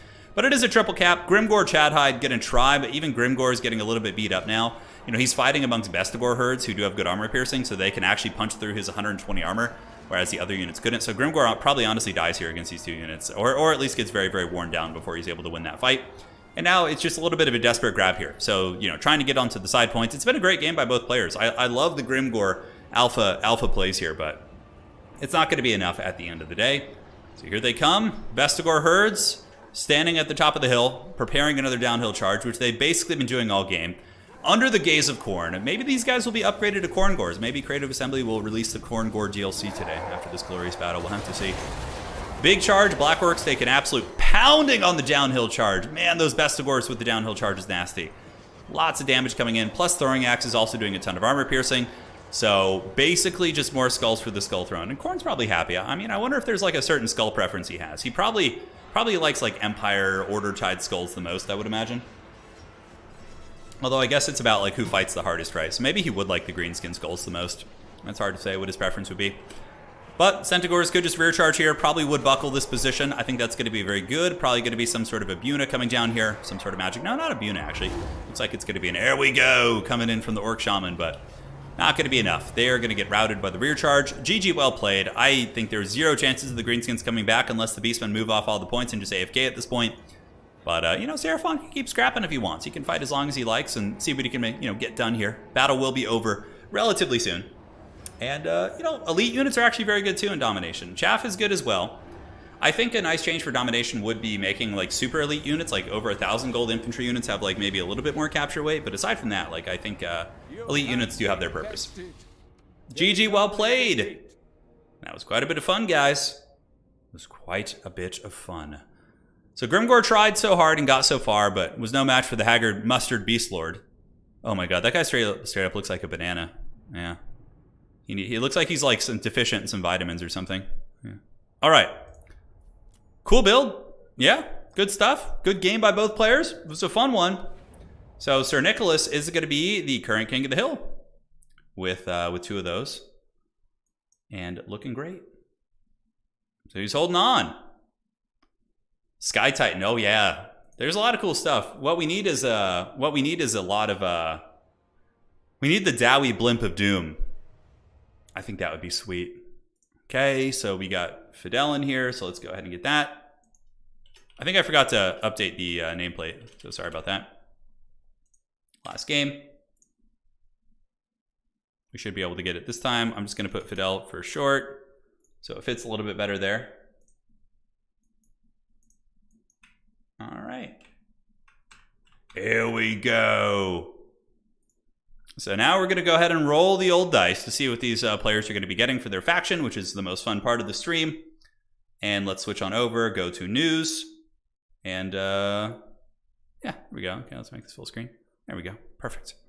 Player 1, ladies and gentlemen, is going to be getting. Find out here on the next episode of Dragon Ball Z. You have to watch them power up for 30 minutes, and then you'll eventually figure it out. Kislev versus... Okay, what's it going to be? Hey, Jakub, appreciate that, man. Thank you for the kind words. Kislev, and it's going to be against... Okay, this is actually a fun matchup. Kislev versus Bertonia. I like this one. So, Fidel, you are going to be Kislev, and Sir Nicholas, you're going to be For the Lady. So, for the map, let's go ahead and do the Borderlow landing and get this party started. For the Lady. So, Fidel, you're on Kislev, and Sir Nicholas, you are going to be on Bertonia. Don't you dare we are re-rolling mirrors. Screw that shit. Nobody wants that. Yeah, Kislev just needs more stuff. But, you know, honestly, Kislev against Bertonia isn't that bad. Because Streltsy do very well. Streltsy can... and Little Grom is also really devastating here. Having one Little Grom just popping the Bertonian Heavy Cavalry is super cost effective. Could you please change my browser to dark mode? What? Hey, Nicholas says, I got my main. Now watch me lose with it. Hey, at least you got your main. That worked out well. Look at you. I believe. Sir Nicholas apparently is a Bertonian main. He's looking through all the cool color schemes. And we even picked the Bertonian map. We're on the Borderlow landing, so. For us folks watching at night. Oh, okay, I got it. Okay. Yeah, I'll see what I can do. I don't know how to do that, but after the stream, I'll look into it. Yeah, Bear Cavalry are good here, for sure. Like a Bear Cavalry with a Patriarch healing them can trade very well. There's a lot of cool stuff. All right, perfect. Looking good. Looking good. All right, Kislev versus Bertonia. What color scheme? What scheme is that? It's like a pale, kind of like a pale blue for Bertonia. That one looks really, really neat. We hunger for mirror matches? No, you don't. You don't actually want that. I feel like you guys remember the... Am I just one of the Blizzard developers? Like, remember with Diablo Immortal when they're like, you guys have phones, don't you? You don't actually want that. Show us the builds as they make them. Well, because the problem if I do that, if one of them is on the stream, they could see their opponent's build. Yeah, sorry, I'm not going to do that, but you know, I don't want to. I want to give them a fair chance, a fair shake. You never know, man. You never know. Just a massive skink build. Oh my god! Imagine a massive lizardman battle with only skinks. There's a lot of skink units though. You have stalkers, chameleons, cohorts, basics. You have the Oracle. You have several skink lord characters. You have Tehenowin. You also have Tic Tac Toe. You could, and you have the Pterodons. They're all rode by skinks. You could easily make a pure skink army, and it would actually not be terrible because like they can cover. And if you could bring like salamanders and razordons in that build too, you could actually cover most of your bases in terms of what you need. Yeah, heavy war sets could be good here too, for sure.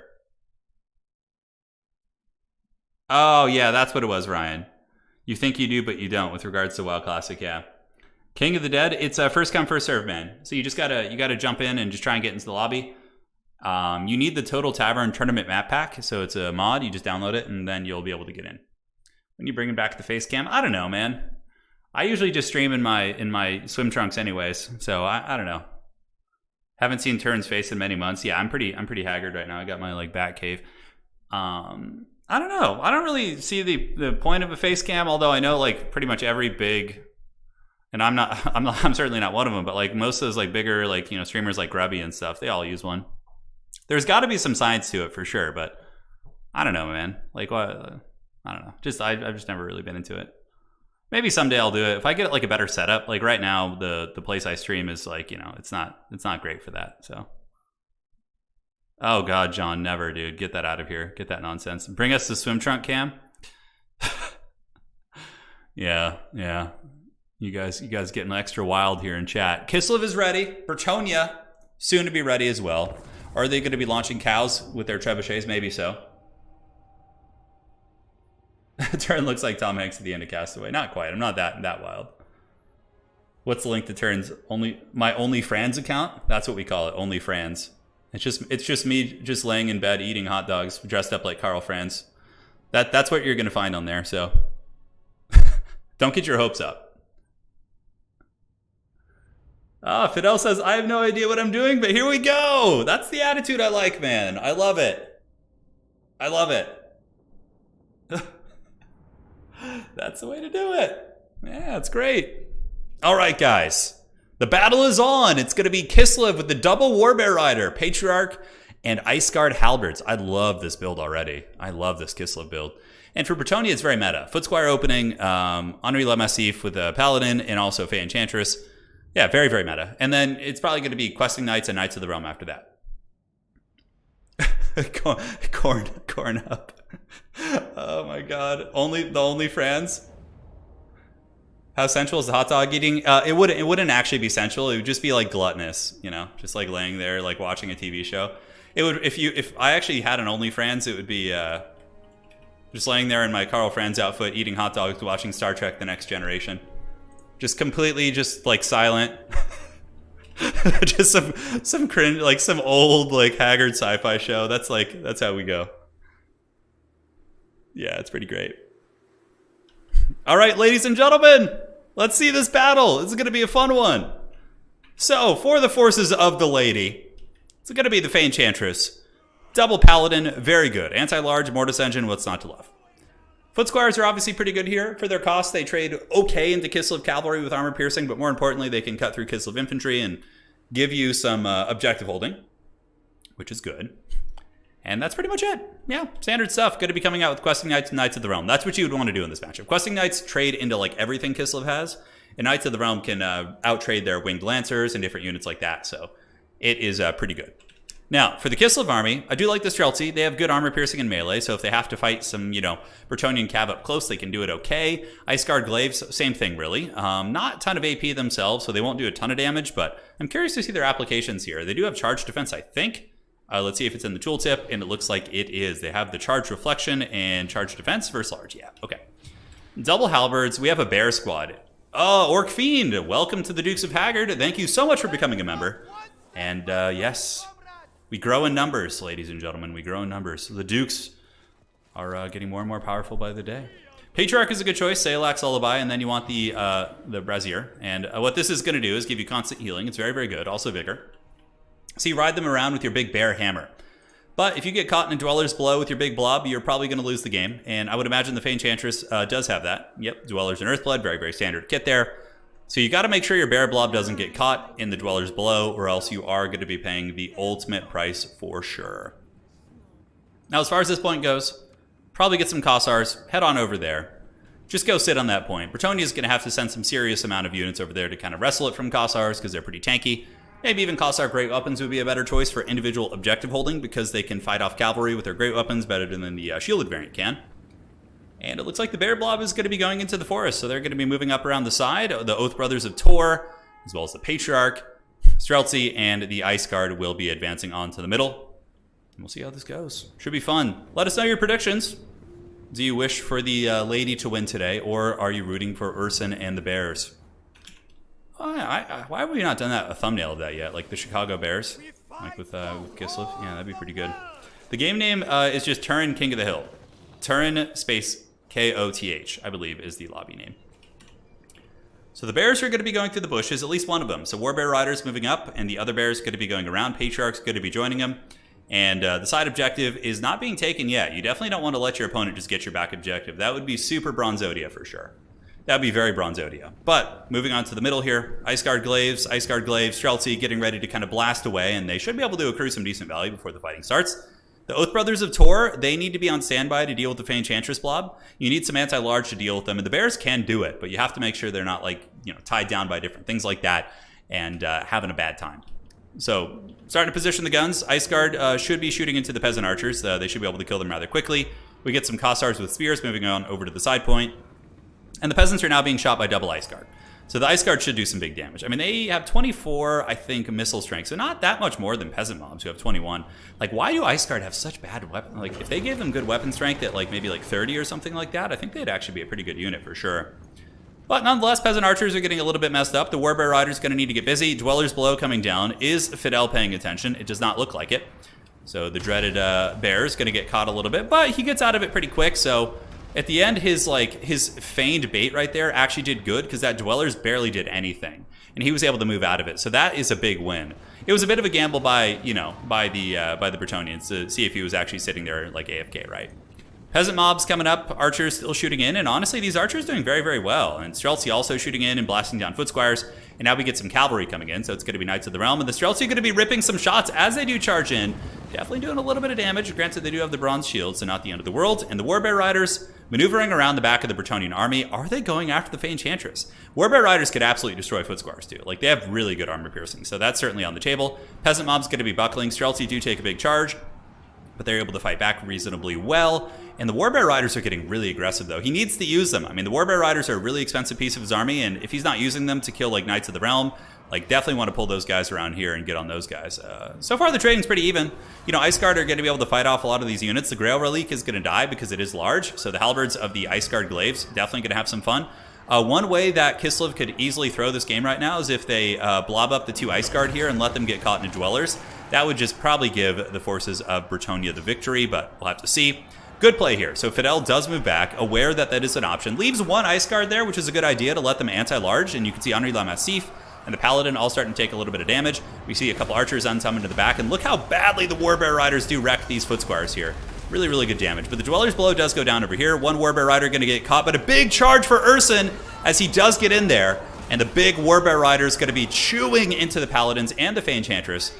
Thankfully, though, they do have that Grail Relique, which is going to keep them fighting for a long period of time. Fey Enchantress, honestly, just let the Ice Guard fight the Fey Enchantress in melee. Like, they'll do a lot with their halberds. On the side point, we do see the Cossars of Spears losing the objective to the Knights of the Realm. The back objective is currently owned by, I believe, some Bretonnian foot squires. There are going to be some Winged Lancers getting down there against the squires. Might be able to trade reasonably well. Value trading here, though, is very, very even. We see the 2 Paladin characters with the potions and Charm Shields active. But just let these Ice Guard fight, I think. Let the girls fight here. Just let them battle against the Paladin and the Fey Enchantress in melee with their halberds. It'll probably be more DPS efficient than having them shoot into this blob of things here. Nonetheless, Knights of the Realm chewing through those Streltsy right there. Big Chalice of Potions coming into the Zargard. And the Winged Lancers do end up pulling back, trying to avoid these Men-at-Arms polearms here. I think that Kislev definitely is going to want to try and resecure its back objective, but they're ripping some shots here. The Frostbite does go down, but a big charge for the lady into the ladies here. And we'll see if they can hold them. We'll see if the Halberd Ice Guard can really prove their mettle. Middle objective is getting flipped for Kislev, though. The Warbear Riders are doing actually very well in sustained grinding. Although Bretonnia did pull in the Companion, so they do have their own anti-large specialists, but the Warbear Riders do outnumber them pretty heavily. Big charge coming in the back from Knights of the Realm, but Kislev, you know, does have that unbreakable action. So it's really hard to break them with shock charges and all that sort of good stuff. Grail Relic down to 14 HP, so the leadership boon for Bretonnia is going to be breaking. And it looks like Bretonnia is actually falling a little bit behind in value as Kislev is starting to buckle this middle position. On the side point, we do see some Kossar archers moving over, so they're going to be going to sit on that point with their spears, which should be very, very strong. And look at this, guys. The Fey Enchantress is trapped. Fidel has got the Ice Guard in there, so that's what we were talking about. And now a Snow Leopard. This is really, really bad for the Fey Enchantress. She's frostbitten. She's being attacked by an anti-large monster and relatively elite anti-large halberds with frostbite. Her speed is really, really low. She's at negative 47. The Fey Enchantress might fall to the giant Snow Leopard beast. She's definitely going to shatter at the very least. But if she gets taken out, that's even worse. That's going to be a big penalty for the Bretonnian army. So here it comes, the Leopard of Doom. It's trying to get the Fey Enchantress, and it does! Down goes the Fey Enchantress. The Ice Guard Glaives proving to do pretty well. The Paladin, Henri la Massif, all pay the Troll Toll here pretty heavily. And Kislev emerges victorious in the middle fight. The Ice Guard and the Warbear Riders really, really seem to be dominant. The fact that the Dwellers Below and those other effects were missing, obviously very, very important here. And the Oath Brothers of Tor, one of the better anti-large cav units in the game. These guys don't mess around. They have crazy good stats. 57 melee attack makes them a very good generalist unit as well. Like, they can kill armored infantry. And these Knights of the Realm are going to be torn to shreds. They simply don't have the armor piercing to get through the Oath Brothers, and they're going to be paying the price. We do also see some Winged Lancers coming over here, so the Polish cavalry getting a nice shock cav charge into the Foot Squires. Going to take a little bit of time to get them down, but here the Knights of the Realm going to be breaking. The Oath Brothers of Tor, I think, cause fear. I don't believe they cause terror, but these Knights of the Realm should get broken. Back objective being taken by the forces of Kislev. Yep, looks like it's their dervishes and their Kossar spears. And honestly, Bretonnia's probably dead. This is probably game over. Bretonnia lost its entire like main core. The companions went down. They also lost the Fey Enchantress, Henri La Massif, and the Paladin. So really just kind of everything went to the can a little bit there. That was a really fun game. Really cool seeing like Bear Riders versus Bretonian Cab. And it's also nice to see a rare Kislev win, right? Kislev doesn't get the W too often, but they were able to do it today, it would look like. And now it looks like they're being rear charged by some Questing Knights. So some Questing Knights making their way in. Are they full health? It's the remnants of the companions, but now we got Snow Leopards helping, and another unit of Warbear Riders coming in for Urson. Here we go, baby. Rear charge into the Bretonian cavalry. Big, big damage getting in there. And those companions will no longer be companions, that is for sure. They are going to be punished pretty badly. And Bretonnia is having to kind of use the trickle-down theory here, where they just trickle in units because their resources are so bare at this point. Here we see Kossar Spears finishing off Henri La Massif. He does have about 600 HP left, but their spear attack's doing very well. And Questing Knights will probably be able to do okay against Kossars because of their armor, but the Kossars themselves will take like 10 years to break. And Kislev has reinforcements nearby. These halberds being shot to pieces by the Kossar spears. And now I would wager they're going to be moving in there to do some mortal combat. Zargard battling. Bear Riders continuing to just trade super, super well. I would imagine their value is very good. 1,700 value on these Bear Riders. Only more is going to be accrued here as the Questing Knights get pounded by the Bear Riders. Ice Guard. The Ice Guard Glaives are actually very good this game, too. They seem to trade pretty well.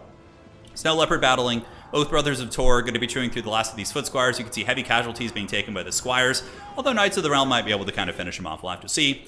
And the Snow Leopard is going to be nibbling on these guys. In the backfield, we do have some Dervishes chasing down the Paladin, who did manage to survive earlier. Big value differential, though. I would probably say this is GG at this point. I don't think Sir Nicholas has too many chances for coming back. Granted, if there was ever a map where that could happen, it probably would be something like this, where it's very big. But the problem is that Kislev is also a cavalry faction, so like your little mobile shenanigans, they're going to be able to kind of trade with you well.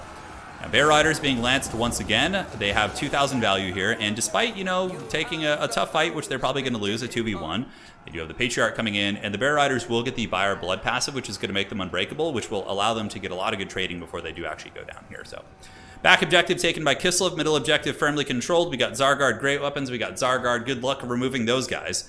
They're absolute linebackers. We get more Zargard Great Weapons coming out, so they are going to be able to just firmly control the side objective. And I don't think there's going to be anything Bretonnia can do. I simply don't think they're going to be able to get those points back. They're going to pay the iron price. Kosovo Dervishes moving on over. Looks like they still have that. I don't think Bretonnia's even close to wrestling any of the objectives. Up on the high ground, the Snow Leopard is able to fend off the remnants of that Bretonian army. And Zargard Great Weapons will dominate most Bretonian cavalry too. They have like good enough stats and just like really tanky that they're going to be able to, they could probably beat a Questing Knight like in a straight up fight just due to their numbers and their stats. I think they could. I love the puns. This is a pretty grisly slaughter. Barely able to take more of this. I love it. Yes, the Haggard Bear puns are just always. Bear witness to our glorious victory. Yes. Just keep unleashing them, chat. I do love those. Those are fun. Yeah, the cat, the Snow Leopard is actually a really good tech piece against Bretonnia because Bretonnia loves to use those characters like the Fey Enchantress and the Paladins, and having the little Snow Leopard is actually seems to be very, very disruptive. So, Questing Knight's trying, but, you know, Zargard able to hold on here. Now there's no points flowing into the coffers of Sir Nicholas. Sir Nicholas going to be pushing out Knights of the Realm. The Oath Brothers of Tor are just feasting, dude. 2,800 value. Going to be closing in. Probably will close out at over 3,000. And with the Patriarch healing, are they actually going to beat these Knights of the Realm too? That would be so foul. I don't think so. I think the Knights of the Realm have gotten enough of a charge on them. But I mean, they are taking quite a bit of damage back. The Patriarch is providing healing. And it looks like the Oath Brothers of Tor are still going like champs. As far as their value accrued, 3,000 value on the Oath Brothers of Tor. 3,000 value. Man, that's awesome to see. And the Warbear Riders hustling on over to the side point to try and control it. Zargard, of course, have heavy capture weight, so not going to be able to remove them easily. And it's simply out of time at this point. So we do see the Kossars moving up. Whenever I out of time, it makes me think of that Hall & Oates song. Yeah, that's always a good one. What is it called? Out of touch or you're out of touch, you're out of time? Yeah, I think it's out of touch, right? Could be wrong. So, Bretonnia, last-minute Questing Knights, last-minute Knights of the Realm on their way in. In the backfield, Knights of the Realm kind of cleaning up some of the scraps here as the Peasant Bowmen do surge to try and provide a little bit of range support, which they've been missing for quite a bit of time, but there's no way you're getting rid of these guys. There's no way you're getting rid of these guys. Sir Nicholas scrapping to the bitter end. It's easy sometimes if you get tunnel vision to, like, I've had games in Total War Warhammer Domination where I just kind of didn't look at the value at all, and I was just like really focusing on being effective in trading, and then I look at the value and I'm like down by like 3,000 or 4,000. I'm like, oh, I should probably leave the game. That does happen from time to time. It's out of touch. That's what it is. God, I love that song. It's so good. Yeah, the Bear Riders were very good this game. They did quite solid, man. With the Patriarch backing them up, we have a pretty heavy-duty mismatch, as the Zargard will just absolutely destroy these guys. These Footscars are going to get cut to pieces. I mean, look how much more giant the Kislevites are than the Bretonnians. Yeah, the Bretonnians are going to flee the scene as the Zargard able to just absolutely shatter their ranks. More Bretonnian cavalry on the way out. We have 15,000 to just about 10,000 here. So 5,000 value lead right here, which is pretty hard to come back from. I don't know if I've ever seen it. I mean, I think I've actually seen it once maybe with Vampire Counts, where Vampire Counts managed to win a game when they were down, but that's because they have healing and just other shenanigans like that. GG, well played. Great game. That was a really, really good match. The Warbear Riders, 2,700 and 3,000. Absolutely outstanding. Ice Guard, 1,800 and 2,700 on these other Ice Guard. Oh my god. Value City. It was a very meta Bretonnian build too, although the Hippogriff Knight's probably not so meta, but aside from that, yeah, GG, well played. Great game. All right, so where are we at? So Sir Nicholas is going to be the current King of the Hill. And we will, current king. Current king is Sir Nicholas with 2.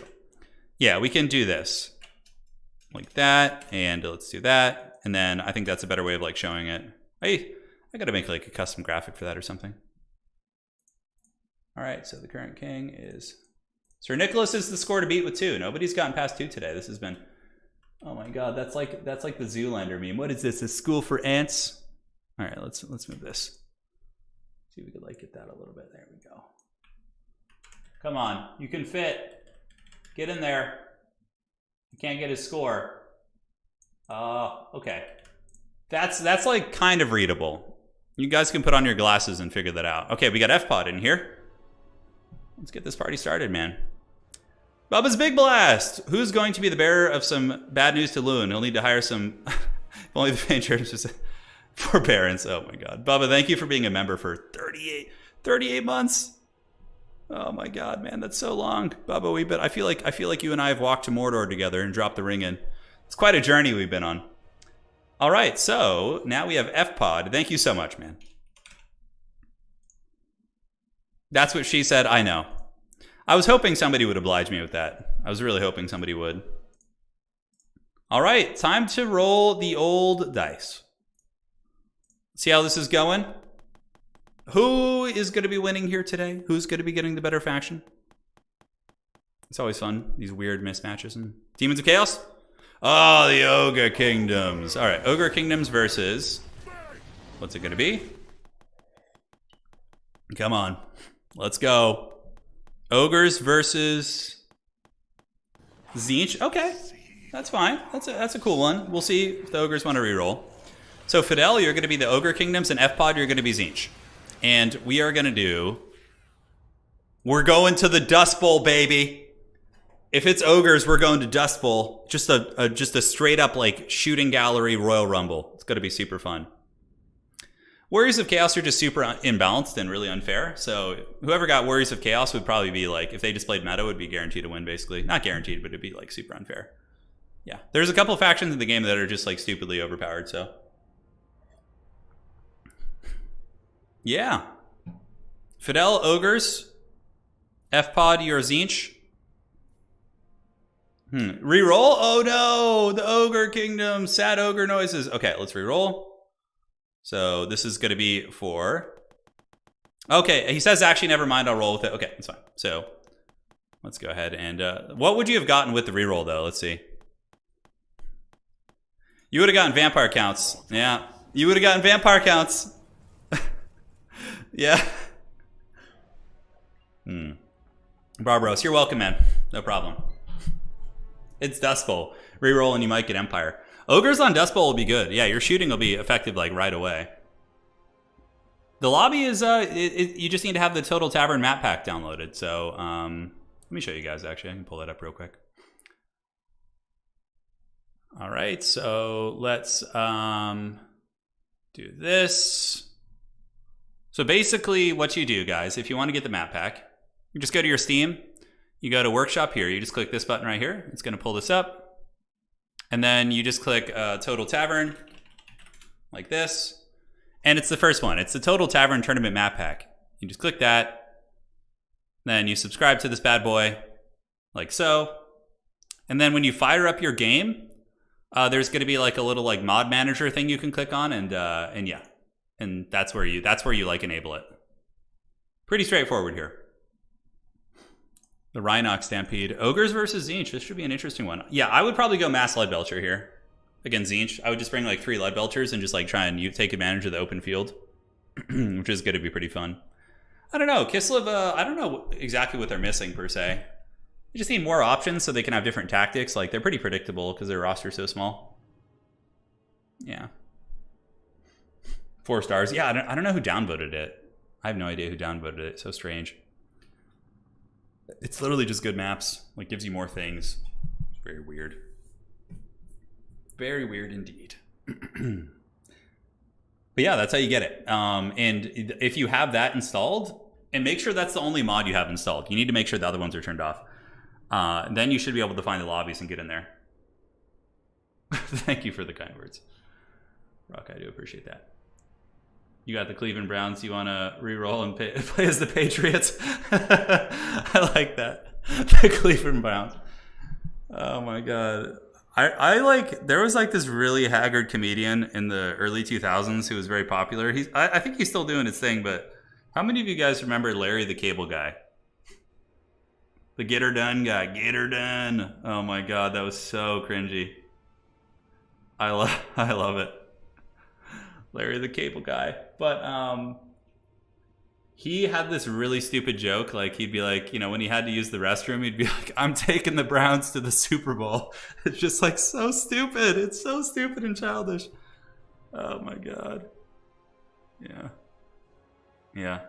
Someone probably thought they were campaign maps. I don't know. Get her done. It's so stupid. You guys, it's so, Larry was awful. Yeah, it's so bad. Oh my God. Get her done. I don't even care.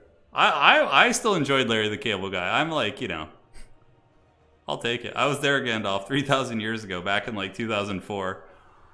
Which feels like, oh my God, 2004 was almost 20 years ago, guys. Yeah, isn't that crazy? Yeah, good times. So Tzeentch is ready, and FPOD is a very strong tournament player, so probably going to be very meta, I would imagine. We can go ahead and peek for a second together, okay? Can see a little bit of peeking at the armies. We're not going to leave it up too long. Yeah, it looks pretty good. Looks pretty good. I like it. I dig it. Larry the Cable Guy is a national treasure. I agree. Mixed domination into campaign quest battles could be... Yeah, that actually could be fun. If you like made domination battles, but the AI would probably be terrible at it. Like, they wouldn't know how to play the objectives well. They already have enough problems. I like the old man avatar, I know.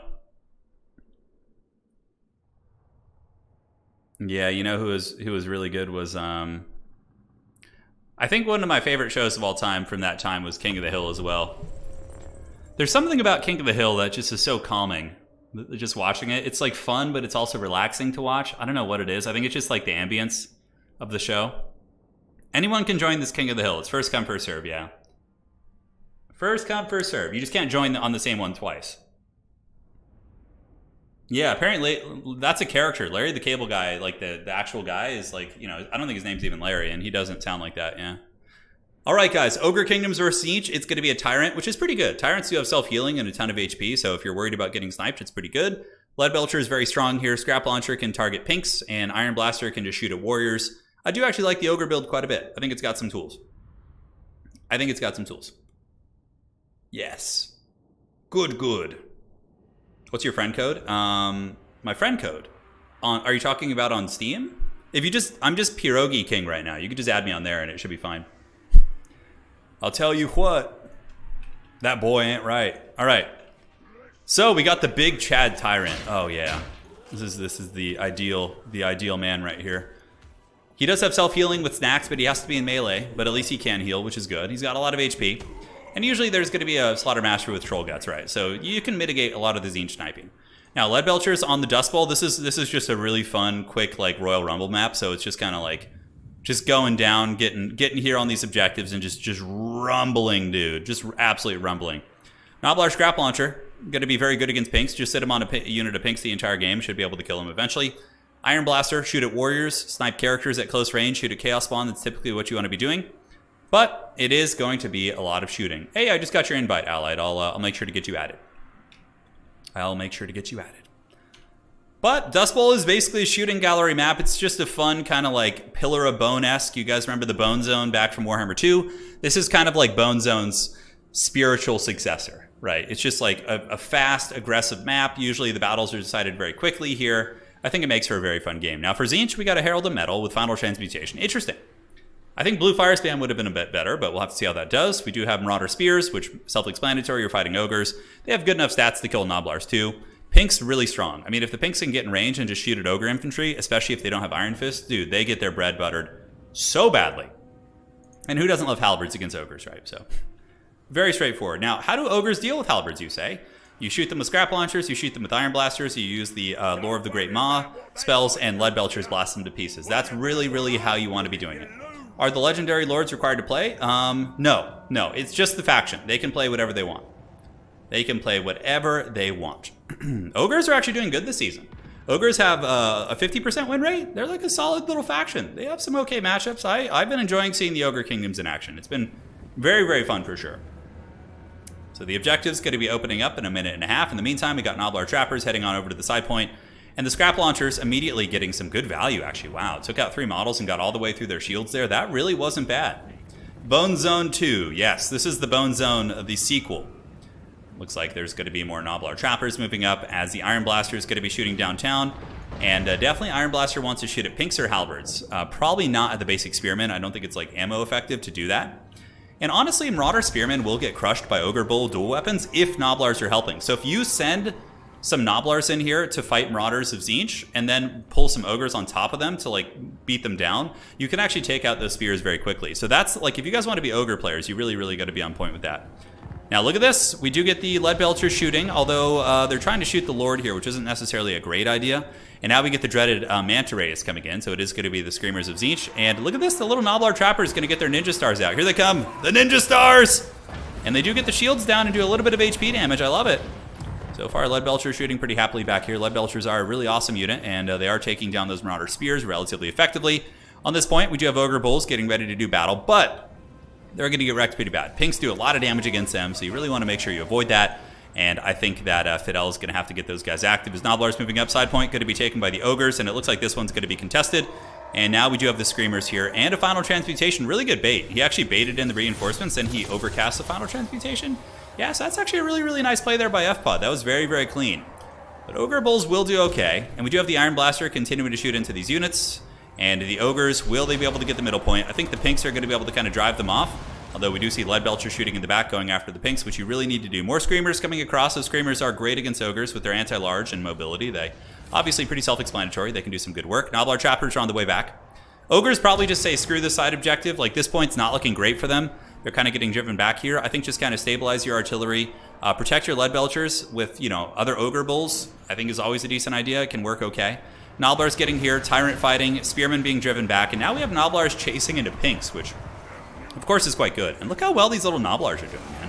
160 models. These guys are holding on for dear life. They do actually have 21 weapon strength. Like Noblars, their stats aren't awful. Are they like actually straight up out-trading these spears? They're doing very well. It kind of looks like it. Now the Butcher of the Great Maw is getting back here. A little bit risky. He's kind of overextended into TZEENTCHian territory. There's a chance that he could get like sniped and focus fired. Noblars themselves do not have shields. If Ogres got shielded Noblars, that could actually be kind of cool. Like give him a little like wooden like trash can lid or something and let him go fisticuffs. This is usually how you want to deal with the Screamers though. Like Saber-Tusk packs, if they get the jump on them, can chew them up pretty quickly. But a couple Lead Belchers have gone, so the value trading becomes very even. Lead Belchers being online is pretty essential for sure. Noblars in the backfield being broken. Power Fist of the Great Maw coming in. Big damage. Does break through the shields of the Halberds as more and more Noblars are getting here. And they're doing a good job fighting off the point. So you notice they're fighting like away from the objective. So that's not giving TZEENTCH the capture weight they need to get that point back. Now Saber-Tusk packs nibbling on the Screamers. Screamers here in the backfield going after these Lead Belchers. Definitely need to get those Saber-Tusk packs on top of these if they possibly can. The Scrap Launcher doing okay, only about 300 value, but it has been doing, you know, decent work. We can see these units actually getting beat up. Iron Blaster itself has gotten about 400 value so far, but it'll get more over the course of the game, just kind of shooting at, you know, Chaos Warriors and things like that. So more Ogre Bulls coming up, and the Ogres continue to trade evenly, which is a big win for them. And Power Fist comes down, which accidentally smashes his own Noblars, which I feel like is a very Ogre thing to do for sure. This Tyrant getting pounded. He is healing in combat, but yeah, getting shot by all these pinks is going to be pretty problematic. Despite his 90 armor and his good leadership, you're going to want to get out of there. Now, Ogre Bulls running across will do some good damage, but more halberds and more spears are coming in. Nobblar Trappers lending their little ninja stars into these units, and Lead Belchers should be able to come back and put some hurt onto some of these heavier, high-value Tzeentchian targets. But this in the backfield needs to be dealt with. You can't be having your Scrap Launcher and your Iron Blaster, both which are very expensive pieces, just getting crunched like this. Fidel does have 1,000 in the bank. Like, I don't know why we're not seeing like a Saber Tusk back here to kind of like peel these units off. A couple Lead Belchers look to be getting chased off the edge of the map, and now the Scrap Launcher gets routed as well. So those are big wins for FPOD. FPOD able to get some solid points right there. Ogre is probably going to get wrestled off this middle point here. It seems like they're kind of losing a little bit of momentum right here as the Tzeentchian forces are really moving up in just heavy numbers. So they're just kind of pushing across. And there's only one Ogre Bull Iron Fist there to kind of try and hold them back. The pink fire is doing a lot of damage. Like, these lightly armored Ogre units are really being worn down. And now we get Mournfang Cavalry coming out, which I do love. Granted, they're not like particularly good against Screamers, but some of the Screamers do get lured down to the ground, and the Mournfang Cavalry should be able to finish them. So what is that Lead Belcher going to be shooting? Looks like it's going after the Marauders with spears. Lead Belcher has accrued about 600 value so far, so it's kind of closing in on making its value back, but still has a little bit of ways. And now the Tyrant getting nailed with the final transmutation, going to be running for the hills. Ogres really don't want to lose their Lord. He's at negative 24, and it looks like that big Chungus is going to be fleeing to the side of the map. He might be able to get away. Tzeentch doesn't really have anything to like straight up kill him here, but he is fleeing, and he does get a Troll Guts actually, which means he might stabilize. Granted, FPOD, of course, being a tournament veteran, probably will chase down the Tyrant, I would imagine. If the Tyrant does manage to get some separation and come back, that would be a huge win for the Ogre Kingdoms, and probably help keep them in this game, because currently Tzeentch is taking this one over, but it kind of seems like it's actually kind of winnable for the Ogres, like I was earlier at least.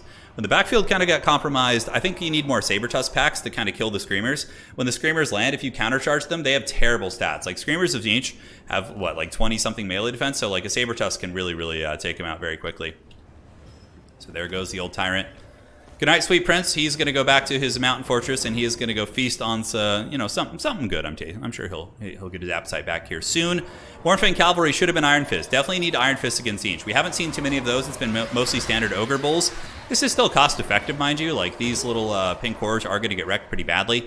Looks like a couple of halberds and screamers are coming after them, but you really do need to bring the Iron Fist against Tzeentch with all the shooting that is on the table here. Nobblar is trying to get over to the side point and wrestle it, maybe attack some of the Chaos Furies, but Ogres do seem to be running out of steam a little bit. It looks like the Tyrant's gone. The Slaughtermaster, the Great Maw, got caught in sustained combat fighting against some of these halberds here. And I think that's probably just GG. It looks like Tzeentch has taken over the game. It was a close game for a long time, honestly. Fidel was doing a great job. I would say it's kind of a tricky matchup. Maybe probably Tzeentch favored. Granted, Ogres seem to have some good tools. Like, if the Lead Belchers could have been kept online and defended very, very effectively, I think they could have outvalued most of that Tzeentchian army, right? But that's probably GG. It's only a matter of time before the side objective that the Ogres have is taken. We get some Horsemen coming over, as well as some Blue Horrors, so that will be wrestling that point. And the Changer of Ways, after all, it is Tzeentch's stream today, so it's only apt that the Changer is able to get a victory here. So, GG, well played. Screamers on their way in. Wouldn't be surprised to see Fidel, one of our glorious channel members, tapping out here. Going once more into the deep with the Snowhorn of Morn. So this is the ROR big boy here. Not a bad choice against Tzeentch. He does have a little bit of extra missile resistant armor, so he can certainly tank pretty well with Troll Guts. I would have actually not hated to see this guy in the opening army, but yeah, now he's going to be kind of insignificant. He's just going to get swarmed and killed by all these guys. So there he goes. The old Halberds leadership's pretty low. Probably going to get terror routed here, I would imagine. Halberds Glacial Defense is active, 170 armor, no big deal. And also has a ton of missile resist. I believe it goes up to 40% when that's active. And he's going to be getting hit by a Plague of Rust, which is going to be... Look at that, with Plague of Rust, he still has 110 armor. What a linebacker, dude. What a linebacker. But there's just too much left. He's basically the only thing left in the Ogre army. And that's going to be it. So, I gotta say, guys, being the king of the hill today is not a safe job. Nobody has gotten past 2 games. Like, absolutely nobody has gotten past 2 games. Which is good. It means that there's a lot of talent out in the community, a lot of evenly matched players. Which is great. That was a really fun one. Good Ogre showcase. Just need to protect those Lead Belchers a little bit more, and I think you could win that game. All right. So, that's going to be that. Let's reset this and set you up here. All right. It's all Ogre now. Well played, Fidel. Very, very fun stuff. Very, very fun stuff indeed. So now if you don't mind vacating the lobby so we can get the next player in there, we got the Crater of Decay. What map do we want to do next? Let us do... We've done most of those. We could do Proving Grounds. Proving Grounds is a nice one. It is a nice one indeed. Hey, Fidel, it's all good. You played very well. FPOD's a very strong tournament player, and you held your own, and we're certainly in a winning... We could have potentially been winning, right? So it was a very good game from you. All right, so spots open. We're on Proving Grounds, and we have Gaz here. Okay. So let's go to the faction selection tool, get this party started. Thank you all for joining. And here we go. TZEENTCH, take the wheel, baby. Helmengorst. It's not going to happen. Dark Elves, Dwarves, Khorne, Empire, Greenskins, High Elves, Kislev. Oh my god, the Demons of Chaos versus... Let's see who it's going to be. You're here for the early 2000s music references? Okay, I'll try and drop more for you. I have a lot of those. And Norska. Like, I feel like Norska has been trying to get in today so hard. All right, so Demons of Chaos versus Norska. Who wants a reroll? Gaz, you have to let me know. And FPOD, let me know as well in stream chat or in Discord. Hey, Brandon, welcome to the stream. Welcome to the stream. ITP is Slanesh's thing from Tabletop? Yeah, it is. Okay. So checking here to see if we got any rerolls that people want. Gaz is rerolling. He's like, please, not the Demons of Chaos. Or the Demons of Be'lakor is what they should be called. All right, so nothing from last game and no Demons of Chaos for him. This is his reroll here. Okay. Hey, it's been a while. Lizardman, all right. That's fun. So does FPOD want a reroll? Doesn't look like it. Norska, want a reroll? I'm seeing if he wants a reroll real quick. He said I can wing it. All right, sounds good. Sounds good. So we got Norska versus Lizards on the Proving Grounds. The battle is upon us. Never really done it, but seems like a good time. Yeah, FPOD said I've seen FPOD in a lot of tournaments, but not a lot of Norska, he said. I don't think he's played Norska, so this will be interesting. This is a good place to learn, too. That's one of the points of the stream. Is it kind of forces you to play factions you wouldn't normally play, so you can learn how to play against them and as them as well. Early 2000s music, yes. Yeah, I do remember that, Cody. He did the cover of Fade Away. It's like a classic 60s kind of soul song, and he did like a really modern kind of country rock cover of it. Yeah, if I'm not mistaken. What's up, Chris? How you doing, man? I'm 35, and I've repressed the 2000s under a blanket of angst. Dude, you have to release the early 2000s. You have to release them. I actually had a really cool moment the other day. I was talking to one of my friends, and they said that they were having like a bad day, and I just completely deadpan unleashed like three like lines of Limp Bizkit lyrics like in a conversation with them, and they didn't notice it. Like, yeah, I just had a really bad day. I'm like, and I was like, oh, was it just one of those days when when you wake up, everybody sucks or what? Remember how Break Stuff goes? Let me get the lyrics for that. Oh man, okay, Break Stuff. Let's see, yeah, so yeah, it was just one of those days where you don't want to wake up, and they're like, yeah, man. I can't say the rest of it on stream, but yeah. Early 2000s were awesome. Yeah, they were great. We had haggard nu metal. Nu metal is like the most haggard genre on the planet. It's great. Yeah, those were good times. You have to unleash it. That would be really funny, yeah, to just like that. I mean, that would even be like a funny YouTube video, like just like a stupid comedy video where like you just slip Limp Bizkit references into like everyday conversations. Yeah, it's good times. Yeah, it's good times indeed. Yeah, what are some of my favorite stuff from the early 2000s? What is like, yeah, what was like really big, and my favorite bands of all time are probably, yeah, I would probably say Nine Inch Nails is probably my favorite band of all time. Yeah, Metallica, Nine Inch Nails, Soundgarden, Audioslave, Foo Fighters, Red Hot Chili Peppers. Those are, yeah, Nine Inch Nails is for sure my favorite band of all time though. But I've been doing reflecting on that recently, but as far as like really ridiculous nu metal goes, God, I mean, there was so much of it. Like, we had Disturbed, we had Godsmack, we had Breaking Benjamin. Remember Breaking Benjamin and Hoobastank and Linkin Park, I mean, was kind of new metal-esque, right? Yeah, Linkin Park was awesome. I mean, like, dude, Hybrid Theory and Meteora were like some of the greatest albums, man. Blink-182 was more like 90s, but I did enjoy them for sure. Yeah. Yeah, Nine Inch Nails the band, yes. Linkin Park is still my favorite to this day. Yeah, Linkin Park's great, dude. Yeah, Rammstein's still going. Korn, yeah, I went through a Korn phase. I discovered Korn when I was 12 years old in 8th grade. And that would have been in like 2000. God, that would have been like the early days of the internet, like 2002, 2003. Like, you know, and I remember listening to Korn albums and just being like, oh my God, I'm so edgy and cool. Like Here to Stay and Chutes and Ladders and just like all these ridiculous songs. Remember the one where he's like, are you ready? And then it has that cool riff afterwards. Oh, so rad, dude. You guys remember Soil?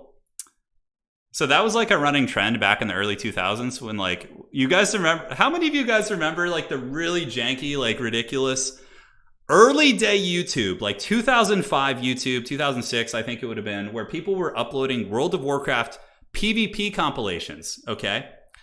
And they were like playing a warrior and they would just be playing some really like corny nu metal music, like, you know, by like Soil or like Rammstein while they're like PvPing in like Alterac Valley and shit. Oh my God. Those were fun. You guys remember the early YouTube like PvP videos with like the music and it could just play and it wouldn't get copywritten and yeah, I went through a bit of a POD phase as well. Like I remember thinking the song Boom was really cool. Yeah. Where they're like playing ping pong in the music video. That was really fun. Nickelback. Oh yeah, Nickelback's great. Nickelback's a classic. Hell yeah, you remember those videos? Yeah. You never saw that? I love it. Those were some magical times. Drowning Pool. Oh yeah. Drowning Pool, The Man Without Fear was on every Rank 1 video. Yeah, Drowning Pool is in all of those. Yeah. The flashbacks, dude. I'll take you guys back on a journey through memory lane. That's what we're about here. In between games. Yeah. It's magical stuff. It's magical stuff. That was before you were born, King of the Dead. These were some wild times. Yeah, there's a lot of ridiculous music from that era. Let's see, what else was pretty wild? You guys remember that song by Evanescence, Bring Me to Life?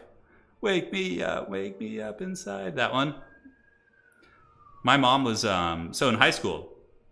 My parents split up when I was about 9 years old. So my mom kind of was there, and she was an artist. So she was actually a full-time studio artist. So she had an art studio at our house, and my mom used to just like blast Evanescence while she was doing her art in her art studio. It was pretty awesome. I remember when I got a little bit older, we took her to Evanescence concert, and she was just rocking out. She loved it. Yeah, it was very fun. Very fun. Dude, Limp Bizkit's got some good songs. Like, even aside from like oh my God, the Tony Hawk Pro Skater 2 soundtrack, that's where I first discovered Guerrilla Radio. Guerrilla Radio is like one of the best songs ever by Rage Against the Machine. Oh my God. That song will just go hard forever. I feel like there will never be a time when Guerrilla Radio isn't just like a heavy song. Go listen to that song if you guys haven't heard it. Guerrilla Radio by Rage Against the Machine. It's heavy. It's heavy. Sum 41 is every American Pie movie. Oh my God, the American Pie movie. My mom's favorite song is Numb from Linkin Park. Yeah, sounds like your mom's got good taste. Guerrilla Radio was so good. And I remember hearing that on Tony Hawk Pro Skater and just being like, dude, what is this song? Yeah, those are some good times. All right, guys. We had our fun nostalgia train. I love the Deftones. Actually, I would say Deftones is in my top 5 too. I love the Deftones. Yeah, they have some really, really good music. Yeah, they're great. Like, there's some Deftones are weird. There's like, I would say I really love, like, absolutely love about 50% of the Deftones songs, and then the other 50% I just can't stand. Like, it's really like very polarizing with them. Yeah, it's gorilla, not like gorilla like the animal. Yeah. I remember Billy Talent. Try Honesty, I think, was one of their big songs. Yeah, I remember them, dude. I had a friend who was really into him in high school, so he would always play it in his car when we were cruising around. Jeff says, I'm going to listen to Guerrilla Radio. And if I don't like it, I'm unsub. Yeah, dude, you're gonna like it. If you don't like it, I'm gonna be very disappointed. Yeah, Edward has spelled it correctly. You can find it from him. All right, ladies and gentlemen, this is one of our new maps. This is Proving Ground. So we have it's very like it's a style. We got 3 objectives here in the middle, but a little bit more line of sight blocking. So pure artillery isn't going to be like as devastating on this map as it is on something like Black Ark or something else like that. So for the Lizard Army, it's going to be your boy Oxyotl. Oxyotl's coming in for the kill. He's ready to party, and he's got his blow dart. And honestly, not bad. He could shoot Throg, he could shoot Wolfric, he can do all that sort of good stuff. Sars with Spears, interesting choice. I mean, I guess maybe expecting Famir, but they'll get wrecked by Berserkers pretty badly is the only problem with the Spear variant because their melee attack is so low. And in the back, we have an Ancient Salamander, so check that out. Ancient Salamander, not bad at killing blobs of infantry. Always excited to see these cool Lizardmen monsters. You know, Lizardmen have always just had so many haggard DLCs with just terrible units, but it's kind of cool when you can find a place for those things, for sure. On the other side, ladies and gentlemen, we do have Throg the Troll King looking to fight some dinosaurs. Pit of Shades Caster coming in for F-Pod, very meta. Marauder Champions are an outstanding choice, and this is going to be giving Gaz a ton of trouble. Marauder Champions will dominate Saurus Warriors. They're high armor, they're insane melee defense, and Javelins, of course, will kill the big dinos. Norska is pretty good. Turin, is this a map that had the It did, but it's been fixed. We had a patch for our map pack, and it updated and fixed all the maps, so everything should be working now. So, ladies and gentlemen, let us know in chat, who do you think is going to be winning? The sneaky Lizardmen moving over with 3 Chameleon Skinks on the side objective, or is it going to be the brutish forces of Norska? Yes, yes. It's going to be great. Saurus Spears. Not going to be that awesome here. Maybe Tech against the Mammoth? I'm not sure. Oh, look at that. We have a Skinwolf Werekin, too. Oxyotl certainly knows what he needs to be shooting. Oxyotl probably sitting on Throg the entire game is going to be very cost-effective. And unfortunately for the forces of the Lizardmen, this Skinwolf Condom Wolf Master here is going to be able to kind of chase away this Ancient Salamander. Granted, Oxyotl did do some good damage. That first burst shot coming in from Oxyotl, bringing that Werekin down about 5% of his HP, which was very, very good. And side objective taken by the Lizards. Up front, we're going to be getting Saurus with Spears, moving on to the point. And now, the Ancient Salamander going to be going after the Marauders with great weapons. Not a bad choice. Granted, you want to be hitting the Champions. Champions are like one of the hardest things to kill here. And another Blow Dart coming in on the Skinwolf Werekin brings him down even further. Granted, that bad boy does have regeneration, so he's going to be pretty cozy. And we do get a Feral Bastillodon, so not like a Carnosaur, which would have been pretty good. Pit of Shade's coming down, but it looks like it's mostly going to be dodged. Probably just sending those Spears into the Werekin here wouldn't be a terrible idea. Clever Girls waiting in the wings. Clever Girls for the Dinos are actually very, very good against Champions as well. So let me update the nameplates here. I totally forgot to do that. I got so excited about our early 2000s chat that we kind of lost track there. Nonetheless, Saurus battling against great weapons, backed up by Clever Girls, should be a pretty dominant fight, so that's actually going to be a good win for the Lizards. Decent trading from Gaz so far. Meanwhile, though, his Ancient Salamander is stuck in combat, fighting this Famir Balefiend, and the Werekin, though, is trapped in a bunch of spears. It's actually not good for the Werekin, taking a lot of the Saurus hits, and they do hit very hard, despite having, you know, low melee attack. The anti-large bonus makes up for it. And now the Balefiend kind of overextending a little bit, and Oxyotl's getting some good snipes, man. Look at that. So Oxyotl popping into ye old Famir Balefiend. And the Balefiend's down to about 4,000 HP. I believe they do have some missile resist. They do have missile resist of 15%, so they're not helpless against that. Throg looks like he's going to be going after Oxyotl as well, but not going to be a terribly cost-effective chase. And now we do have Condom Wolves moving in, but the Spears should be able to fend them off reasonably well. And in the middle, the Lizardmen did maneuver over with their Chameleon Skinks, and we're able to put a lot of hurt on these guys. And what I really like about the Lizards is they're effectively countering the Marauder Champions by stacking the Clever Girls with their hard armor piercing. And on top of that, we do have the Bastillodon moving in. So the Bastillodon's a big armor piercing monster. It barely costs anything, and it will really put a ton of hurt on those Marauder Champions. So very, very good play here by Gaz, trading with some of these tougher units. Saurus Warriors moving up to hold that point to get rid of the good boys. But Norska does get a very dominant fight on the side objective, and looks like they're going to be maneuvering on over. That's going to be a huge Pit of Shades. That's going to hurt pretty bad against those Saurus. And in the backfield, a very, very important situation. And look at this. Oh, man, he's slippery. He's trying to get away from Throg. Throg is hunting down Oxyotl. Oh, my God, what a meme. And Colden Rider's coming in. This could actually be a potential throw.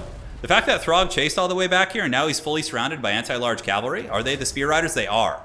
And Oxyotl can just sit there and blow dart Throg all day. We get Clever Girls coming in. So this could be a game-losing play for Norska. Gaz might be able to get the victory, might be able to get the steel chairs. Throg is fully surrounded, fully overextended. Middle objective is owned by the Dinos, and they're looking pretty comfortable, honestly. The good boys back here, the Norscan Ice Wolves, who recently got buffed in the most recent patch, currently hunting down ye old chameleon skinks. So it looks like the chameleon skinks are going to be getting munched on a little bit, but I feel like the lizards can summon some clever girls here. Currently, Gaz is sitting at about 800, so probably saving for some Cold One Riders, I would wager. There's also a Skinwolf Werekin hiding in the trees, and it looks like FPod may have forgotten about this guy.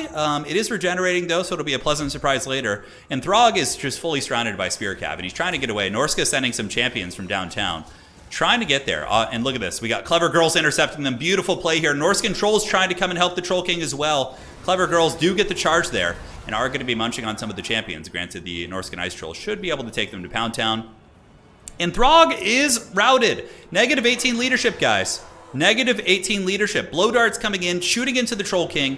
He is probably not going to come back. Skinwolf Werekin coming in to try and help, but this is probably a blunder as well, because the Werekin is going to be very weak against these units too, against the Spear Riders. And Oxyotl is just sitting in the bushes cackling with his little dart gun, just getting pokes. He definitely lured them back. That's like the most Oxyotl play I think I've seen in quite some time. Granted, Norska, despite this, is still trading very, very well in value, which just shows how good the Marauder champions are doing. And also the Ancient Salamander has kind of been getting wrecked this entire game. We do have some Condom Wolves on there with the armor, and they're able to get that anti-large bonus, rip through the Ancient Salamander, who's gotten 31 kills at about 500 value. Cold One Spear Riders, though, very, very good here. They're going to be able to deal with this. They can come here and save the Salamander. A lot of good fighting options for them as the Haggard Chameleon Skinks continue to drag these Marauder champions through the mud. Somehow this Bastillodon broke. I have no idea. Its leadership looks like it's kind of stable, actually, but it's kind of a strange thing. Throg might be saved here. If Throg gets rallied by Norska, I think that could actually be the swing that Norska needs to take over the game. Like, killing Throg is what's going to keep the Lizardmen in the game. Because aside from Throg, the Lizardmen aren't value trading quite as well against the Norscan infantry forces and whatnot. But if Throg goes down, the leadership penalty applies. Like, maybe, just maybe, the Lizards can do it. Middle objective being just swarmed by Norska. We just have the Beast of Tashnar, we have Norscan Ice Wolves. Cold One Rider's not going to have a bad fight. They do have armor piercing against the champions, so they could actually have a good sustained fight here. Bastillodon also needs to get back in here to provide the terror route against some of these units if it can. And Oxyotl is trying his best to finish off Throg, but Throg's got his loyal trolls. He's got the old Norscan Ice Trolls here. They're very loyal folks. Clever Girls coming in. Some of them do hit Throg, but Throg has just been so tough to finish. He's been so tough, and it looks like he's going to come back. That hurts so bad for Gaz. That hurts so incredibly bad. There goes ye old Throg, guys. He's running for the hills, ladies and gentlemen. But he's going to come back 100%. I would wager he's going to rally, like, probably, like, right here. He'll come back. Oh, even sooner. Wow. So the Troll King is back. Look at Oxyotl. Oxyotl's, like, trying to juke away and get him with a dart gun. But Throg is able to come back, and he still has a lot of room in his healing cap. That has got to be a big sigh of relief for FPod. Now let's take a look back at the middle. So Saurus Warriors battling against champions. Obviously a losing fight for them.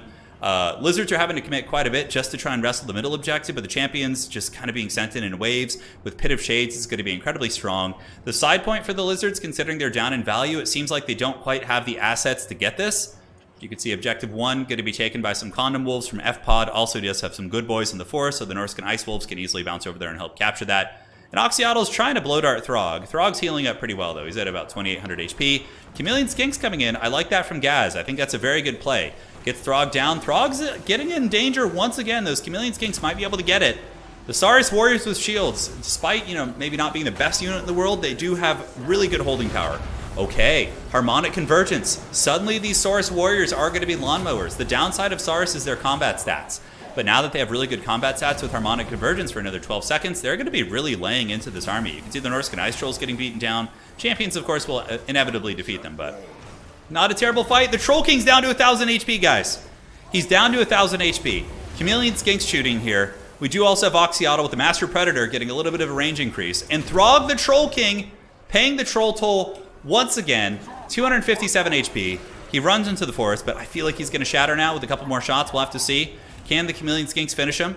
He is at 300 HP. He's at 1 HP. Throg's at 17 HP, and down he goes. The Troll King has fallen. So the entire Norscan army now has a penalty, but the Lizards have lost the objective. Because they had to fight very heavily back here, right? Like, they committed a lot of resources to try and kill Throg. Meanwhile, Norska committed less resources here, and they just kind of, like, played the objective game. So that is going to be tough. The Lizards are going to have to figure out a strategy to get these points back. And the value is pretty close. 8.3 to 8.9, but there's a lot of healing on Norska with the Skin Wolves and whatnot, so you got to factor that in when you're really looking at these stats. Probably for the Lizards, methodically pushing to the different points is going to be the way to do it. You see Chameleon Skinks moving up. Skinwolf Werekin's going to get blasted once again. I mean, look how much healing Norska has gotten, right? Like, healing capped almost on this guy. Throg was, like, approaching his healing cap. There was a lot of healing that really, you know, kind of counters what little value differential you do see here. So, Cold One Spear Rider's going to be charging down the hill, being hit with Marauder Horsemen throwing axes. And it looks like the Norscan Ice Wolves do intercept them, but the Norscan Ice Wolves themselves are large entities. Therefore, these spears will be very, very cost-effective here. Little poison darts shooting across into the Skinwolf Werekin, and he might actually break. That thing's been going like a champ this entire game. But yeah, that's probably what you do with Lizards. You just methodically wrestle the side points away and just try and win that way, because the points are pretty close. Like, Lizards could probably summon some Sara Spears and get this point back. Like, Norska is, like, getting stretched a little bit thin, and like I said, everything in the Norscan army is going to have -10 leadership. Their lord is dead. So that's a pretty big difference when it comes to like grinding on the points and all that sort of good stuff. There's no password on the lobby. It's just called Turin King of the Hill, KOTH. And you need to have the map pack installed to be able to play on this. So hopefully that helps. Is that an erect Comet of Cassandora? Does that actually do damage against these type of units? Oh, okay, not bad. It hit the Beast of Tashnar. It definitely helps to rout the Skin Wolves. Cold One Spear Riders getting some really good value. I would wager they're closing in, yeah, about 2,000 there, so it's really not terrible. But now they got to clear off the champions here. They don't have a lot of good tools for it. Oxyottl's on his way in. In the backfield, Sara's still fighting. Not too many of them. We have some Feral Cold Ones could probably fight these Norscan Ice Wolves to a pretty good effect. And I do like this play. Sara Spears coming over to this point. Lizards have to start playing the objective game if they want to get back into this. It's certainly a doable game, depending on what he has in reserves and his micro and his execution here. Nice play with the Norscan Ice Wolves, though, pulling them back from route. And whoa, big dart volley getting into those guys. And you can see they immediately waver and break. I mean, that was a ton of damage. As the Marauder Spears, who don't have shields and only 15 armor. I mean, Chameleon Skinks wreck these guys pretty bad. Clever Girls should be able to pile in and fight them. But Norska really holding on to this point very, very well. Saurus moving in, and Saurus Spears and Feral Cold Ones should be able to get this. I don't see these Condom Wolves being able to hold. Spirit units, of course, will do very, very well against them. And yeah, there's more Norse controls coming in, but nothing that a couple Saurus Spears can't handle. Like, one Saurus Spear unit could probably solo the Skin Wolves and the Trolls, I would wager. They trade very, very well into those type of units. A little bit of blunder by the Lizards, though. They let their Skink Priest of Heavens get killed by some Haggard throwing axes here, so a little bit of lapse in micro. It does happen to the best of us. Marauder Spears, of course, pushing, and Norska is getting a pretty big value lead. They've had a triple cap for quite some time. I really think this is a good play on this side. At the very least, it's going to be a good value trade. Like, Spears fighting into these units. Lizards obviously are on the objective with Clever Girls as well as Spears, so their capture weight should be favored. Javelins coming in, though, could make a good difference. Javelins, I believe, do have decent armor piercing. We can see 33 missile strength with, 7 of that being armor piercing. So it's not insignificant at all. Now, Chameleon Skinks blasting up. These spheres do get pushed back, but I think Norska can just Netflix and chill on the objectives for now. I think they're going to be pretty cozy there. Or as we used to say back in my day, blockbuster and chill on a Friday night. That was the way. That was the real way to do it. Going to Blockbuster, it's more of a bonding experience before you watch the movie and chill. So, Sara Spears shanking through these guys. Objective, going to be wrestled. And I think that's the end of the road. The Lizards losing their caster was probably the last straw. Oxyottl's a good sniper character, but Norska got a lot of healing with their Skin Wolves and with Throg, so the real value differential is way worse, and Norska does claim victory. GG, well played. GG, well played. All right, so taking a look at value, Marauder Champions are just a monster. They're one of the better elite infantry units in the game, I think. Yeah, 1,200 here. These guys got about 1,200 value. Throg he didn't die. I mean, he held on. If Throg had died earlier, I think Lizards might have been able to win it. For sure. Yeah, the Clever Girls are pretty good against Marauder Champs. I like the Bastillodon. It did die somehow. I have no idea how it died, but... All right, guys. Well played. That is going to be FPod tying the current King of the Hill. All right, all right. Very good. The date part is going to Blockbuster. Let's be real. Yeah, those were some fun times for sure. Guerrilla Radio is a song of your childhood. It's so good. It's so good. All right. So, Gaz, thank you for joining. Just going to make room for the next player. Nothing personal. And we'll do Gates of Ekron next. The Dowie map. It is here. Release the Dowie. Unleash them. Oh, it's the dreaded King of the Dead. He has finally made it. He will be introducing his laggy internet to us. Unless he finally went and got an Ethernet cable. We'll have to see. You did get him. I hope King of the Dead gets like the Demons of Chaos or something really haggard like that. All right, so rolling. This is for King of the Dead. He's all excited, yeah. Got him. King of the Dead gets the Forces of Khorne. Okay, pretty cool.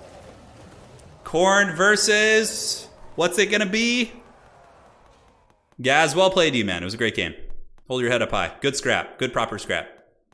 Khorne versus Kislev. I would imagine there's going to be some rerolls here. So, King of the Lag. I know. That's him. So, King of the Dead, you're Khorne unless you want to reroll. F-Pod, do you want to reroll as well? I would imagine you might want to reroll off Kislev unless you're one of your mains or something. You got the internet cable? Good. No, I don't want a Nurgle mirror. Get that out of here, dude. No. No Nurgle mirror. No Nurgle mirror. All right, one sec here. Checking it out. And what do we have here? Waiting for the reroll.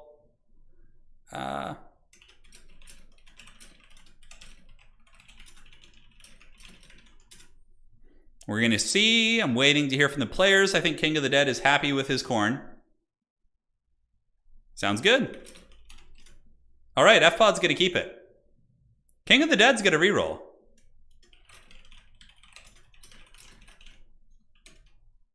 Okay, we'll offer the reroll to F-Pod as well. So King wants to reroll. He doesn't want to play Khorne. We already had Khorne today anyway, so I see you, King. I see you.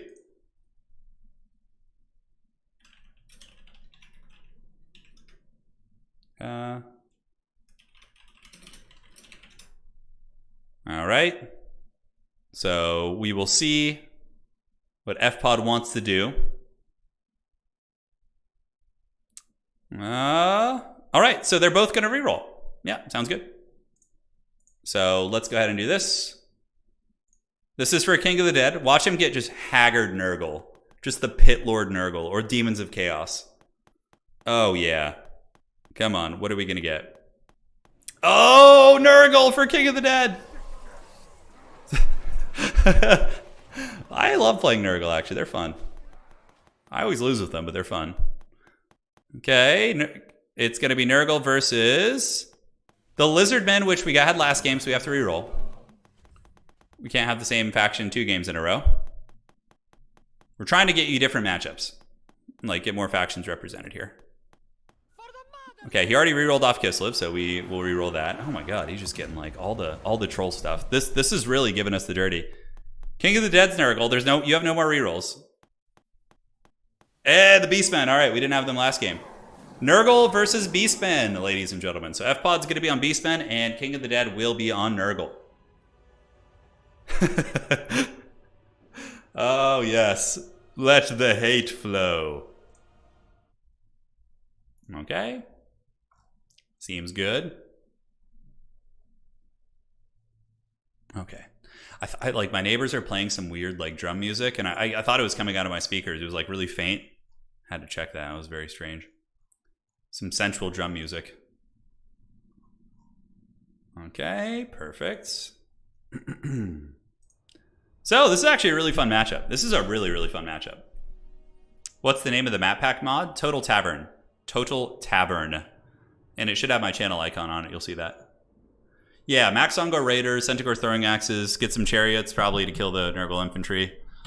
Yeah, and Torox isn't bad here. I mean, there's any number of Beastman characters you can use. There's any number. I'm going to go refill my water, ladies and gentlemen. Thank you all for joining. I'll be right back.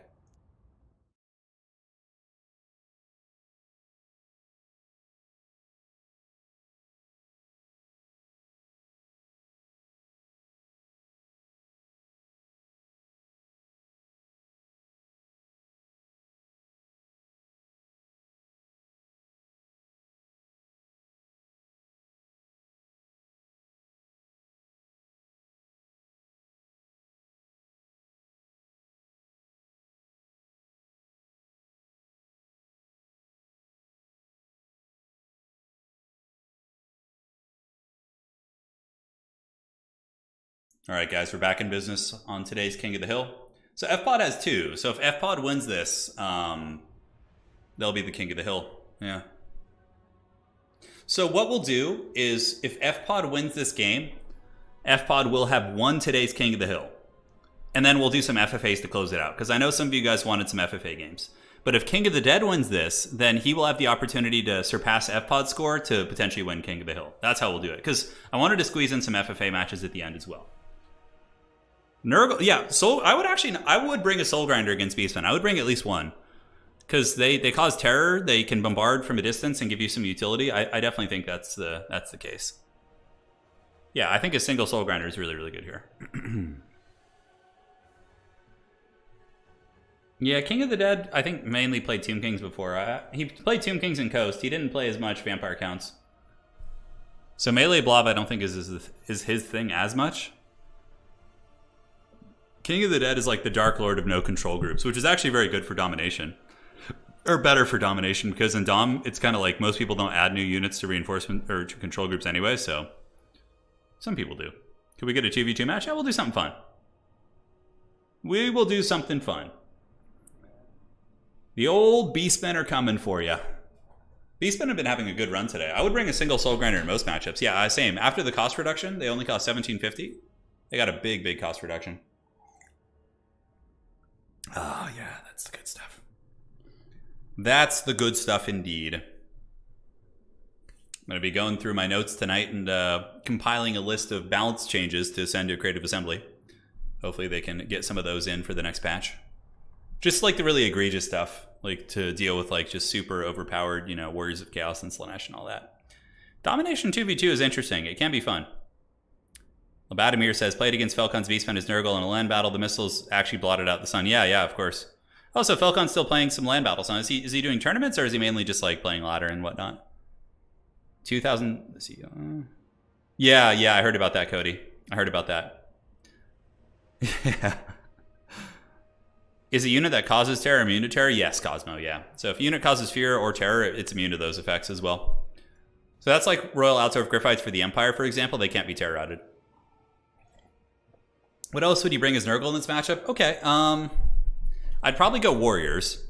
I'd go like Nurgle, Festus maybe. Yeah, Festus would probably be pretty good here. Festus and like maybe a Great Weapon Warrior line, like a line of Warriors with Great Weapons. Although shields would be okay, but like their armor mitigates most of the Ungor fire, and you can also just heal them with Festus with his aura against the Archer fire. So probably like shielded Warrior line. I would probably bring a Soul Grinder, or excuse me, a Great Weapon Warrior line, just in case they come into like Bestigors or something. I don't know. Yeah, I'd have to think about it. If I had the screen in front of me, I'm probably going to play Nurgle in the FFA game when we get there. You just randomly ran into him in ladder. I actually did a stream a couple weeks ago, yeah. Okay, we're ready to go, ladies and gentlemen. Let's get this party started. Yeah, Nurgle's pretty strong in tabletop, generally speaking. Like Death Guard are a pretty decent faction in tabletop. The Nurgle Space Marine army, that's the one I play. They're pretty strong. They had times where they were terrible, though. That's for sure. It's usually just Codex creep. Wow, look at that, a Spawn Rush. Okay, not how I would have played it, but I'm excited to see how this goes. Spawn are very weak against missile fire, so if the Beastmen can get that... Oh my god, it's a Jabber Scythe!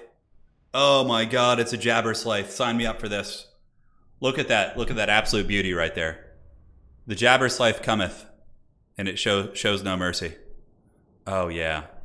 So this thing has like a Walmart Mortis engine effect. It mortises when like leadership thresholds are met. So it could be okay. Yeah, Nurgle in 40k has ranged, exactly. Yeah, you have like the Plague Burst Crawlers and the, you know, Dreadnoughts and things like that. So you have a couple different options in 40k, which is good. But it's going to be a Spawn Marauder Rush, which obviously will crush the Beastmen front line. Like the Beastmen front line's going to get crushed, and there's going to be constant healing via the Shrine, which I love. I mean, it's really cool seeing, you know, people bring out builds like this. So this is the Gates of Ekron, one of our new maps as well. All of them today are, of course, being played on the maps from the map pack. If you guys want to download that, get that party started. Always a good time. Marauders of Nurgle, not a bad unit. They're, you know, as far as like a cheap poison-causing unit that's kind of tanky, not bad. Spawn stacked on top of them is where you get the DPS, so it's the tank and the spank. It looks like a Herald of Nurgle on foot. Oh my god. Look at this. Look how haggard this thing is. Oh my god. It's the Foot Herald. He does have the AoE Locust, which is a lot of healing, and there's also going to be a Soul Shrine here, or a Chaos War Shrine, not a Soul Shrine. But this thing does give AoE healing as well, up to 0.10%. So once it maxes out, it gives a pretty decent little heal. And on the other side, I definitely would not contest this if I were Nurgle until later. I think for Nurgle, just like playing the lane here is the way to go. So you just move up, and you just... oh, wrong arrow there. So basically, can I click these off, or do they just like disappear over time? Interesting. Well... For sure, Nurgle's going to want to play 1 and 2. The open field over here is a little bit dicier, So essentially, here's the game plan, guys. You grab, your formation here, your other formation like so, and you just move up, and you just get right on top of objective number 2. And that's basically how you play Nurgle in a nutshell. Now, for the forces of FPOD, it's going to be Ungor Raiders. So Ungor Raiders very good against Nurgle. Like Nurgle has a lot of light armor in their build here, so these Raiders will kill the spawn effectively if they're left unimpeded. We do have the Jabberslythe for the Mortis Engine, and on the other side, we do have a couple Raiders as well as Goreherds. Goreherds will out-trade Nurgle Marauders, but lose to Warriors. That's kind of like the tech of that. And a single Cygor as well. So there's going to be a Cygor coming and bombarding, which I think will be very, very strong. Look how the lag conveniently starts when King of the Dead gets into the game. I love it. I love it. The dreaded King of the Lag. It's actually not that bad. It's better than usual, for sure. You know it's great, Daniel. You know it is. Come on. Oh, I can't help myself. I can't help myself. I just can't be stopped. I'm sorry, guys. It's just I can't resist. So it looks like there's going to be some Goreherds with shields holding on to the side point here. And on the other side, objective number 2 is going to be taken. Like, I guess just typing turn. Oh, my God. You got to live a little bit, you know? You got to live a little bit. You can't. You got to do it. Anticity called you out on doing that just today on his YouTube. That's pretty funny. you know secretly Anticity wants to do that too. Secretly he does. Yeah, it's always a good time. So Goreherds are on their way back. And we get the Raiders moving. And more Ungor Raiders going to be piling in. So obviously the Beastmen know the fight's going to be taking place here. Nurgle probably wants to send like a Haggard Nurgling to grab this objective. King of the Dead really needs to make sure he grabs this back objective. He really, really needs to make sure he does. 100%. But the Raider formation is getting in line here. So we got you guys, and you guys. So they're going to be able to put some pressure on. And King of the Dead, obviously one of the best Hound players. He has very good Hound micro. His Chaos Warhound's chasing down the Grog Hooves, but the Grog Hooves are going to be able to pull back. And the dreaded Beast Lord and the Jabberslythe are there. King of the Dead going to blunder his Hounds. Oh no, and the Jabberslythe and the Bray Lord get there. Mortis Engine going down on their broken leadership. And King of the Dead off to a relatively rough start with 2 of his Hound units getting absolutely routed back there. In the meantime, the Cygor are throwing some fat boulders. So they're going to be throwing into the Cygor right here, or excuse me, into the Marauders. And now we do get the Jabberslythe battling, and it looks like the Rancid Visitations is going to be going down. King of the Dead is using the Nurgle Spirit Leech. Oh, shit. The Jabberslythe's not having a good time. Boulder throw, not doing much damage either. The Cygor seems to be kind of missing a little bit. Now on the other side, King of the Dead using his Chariots. Ooh, very clean play. Using his Chaos Chariots of Nurgle to get in there and run over the Goreherds while the Nurgling steal the objective seems like a very slick play.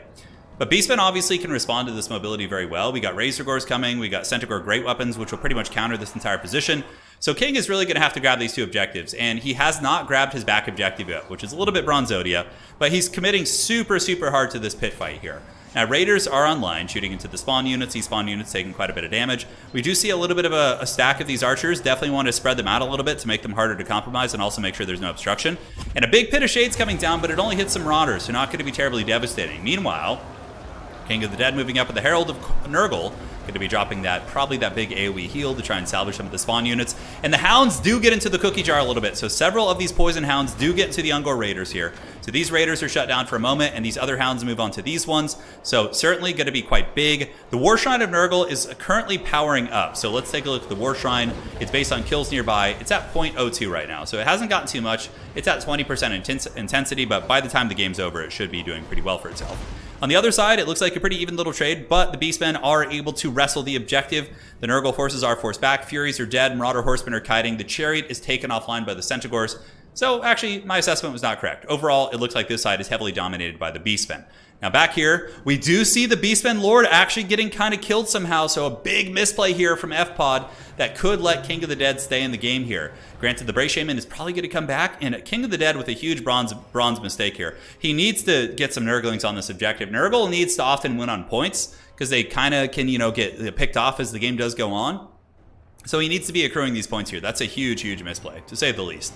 But again, Nurgle does have healing. Chaos War Shrine is dropping them fat heals, but the spawn are being taken apart by the Raiders, and the Haggard spawn of Nurgle here are being feasted on by the Centaurs as well as the Poison Hounds, so that should get dragged down pretty hard. And we do see the Herald of Nurgle going after the Jabberslythe, and he hits okay. He's got like 400 weapon strength, but it's not the best thing in the world. Great Bray Shaman of Shadows, he is back in business, baby. Nurglings are going to be creeping on over to that point. Over here we do see some Nurglings battling some Centaurs while the Marauder Horsemen of Nurgle continue to support them.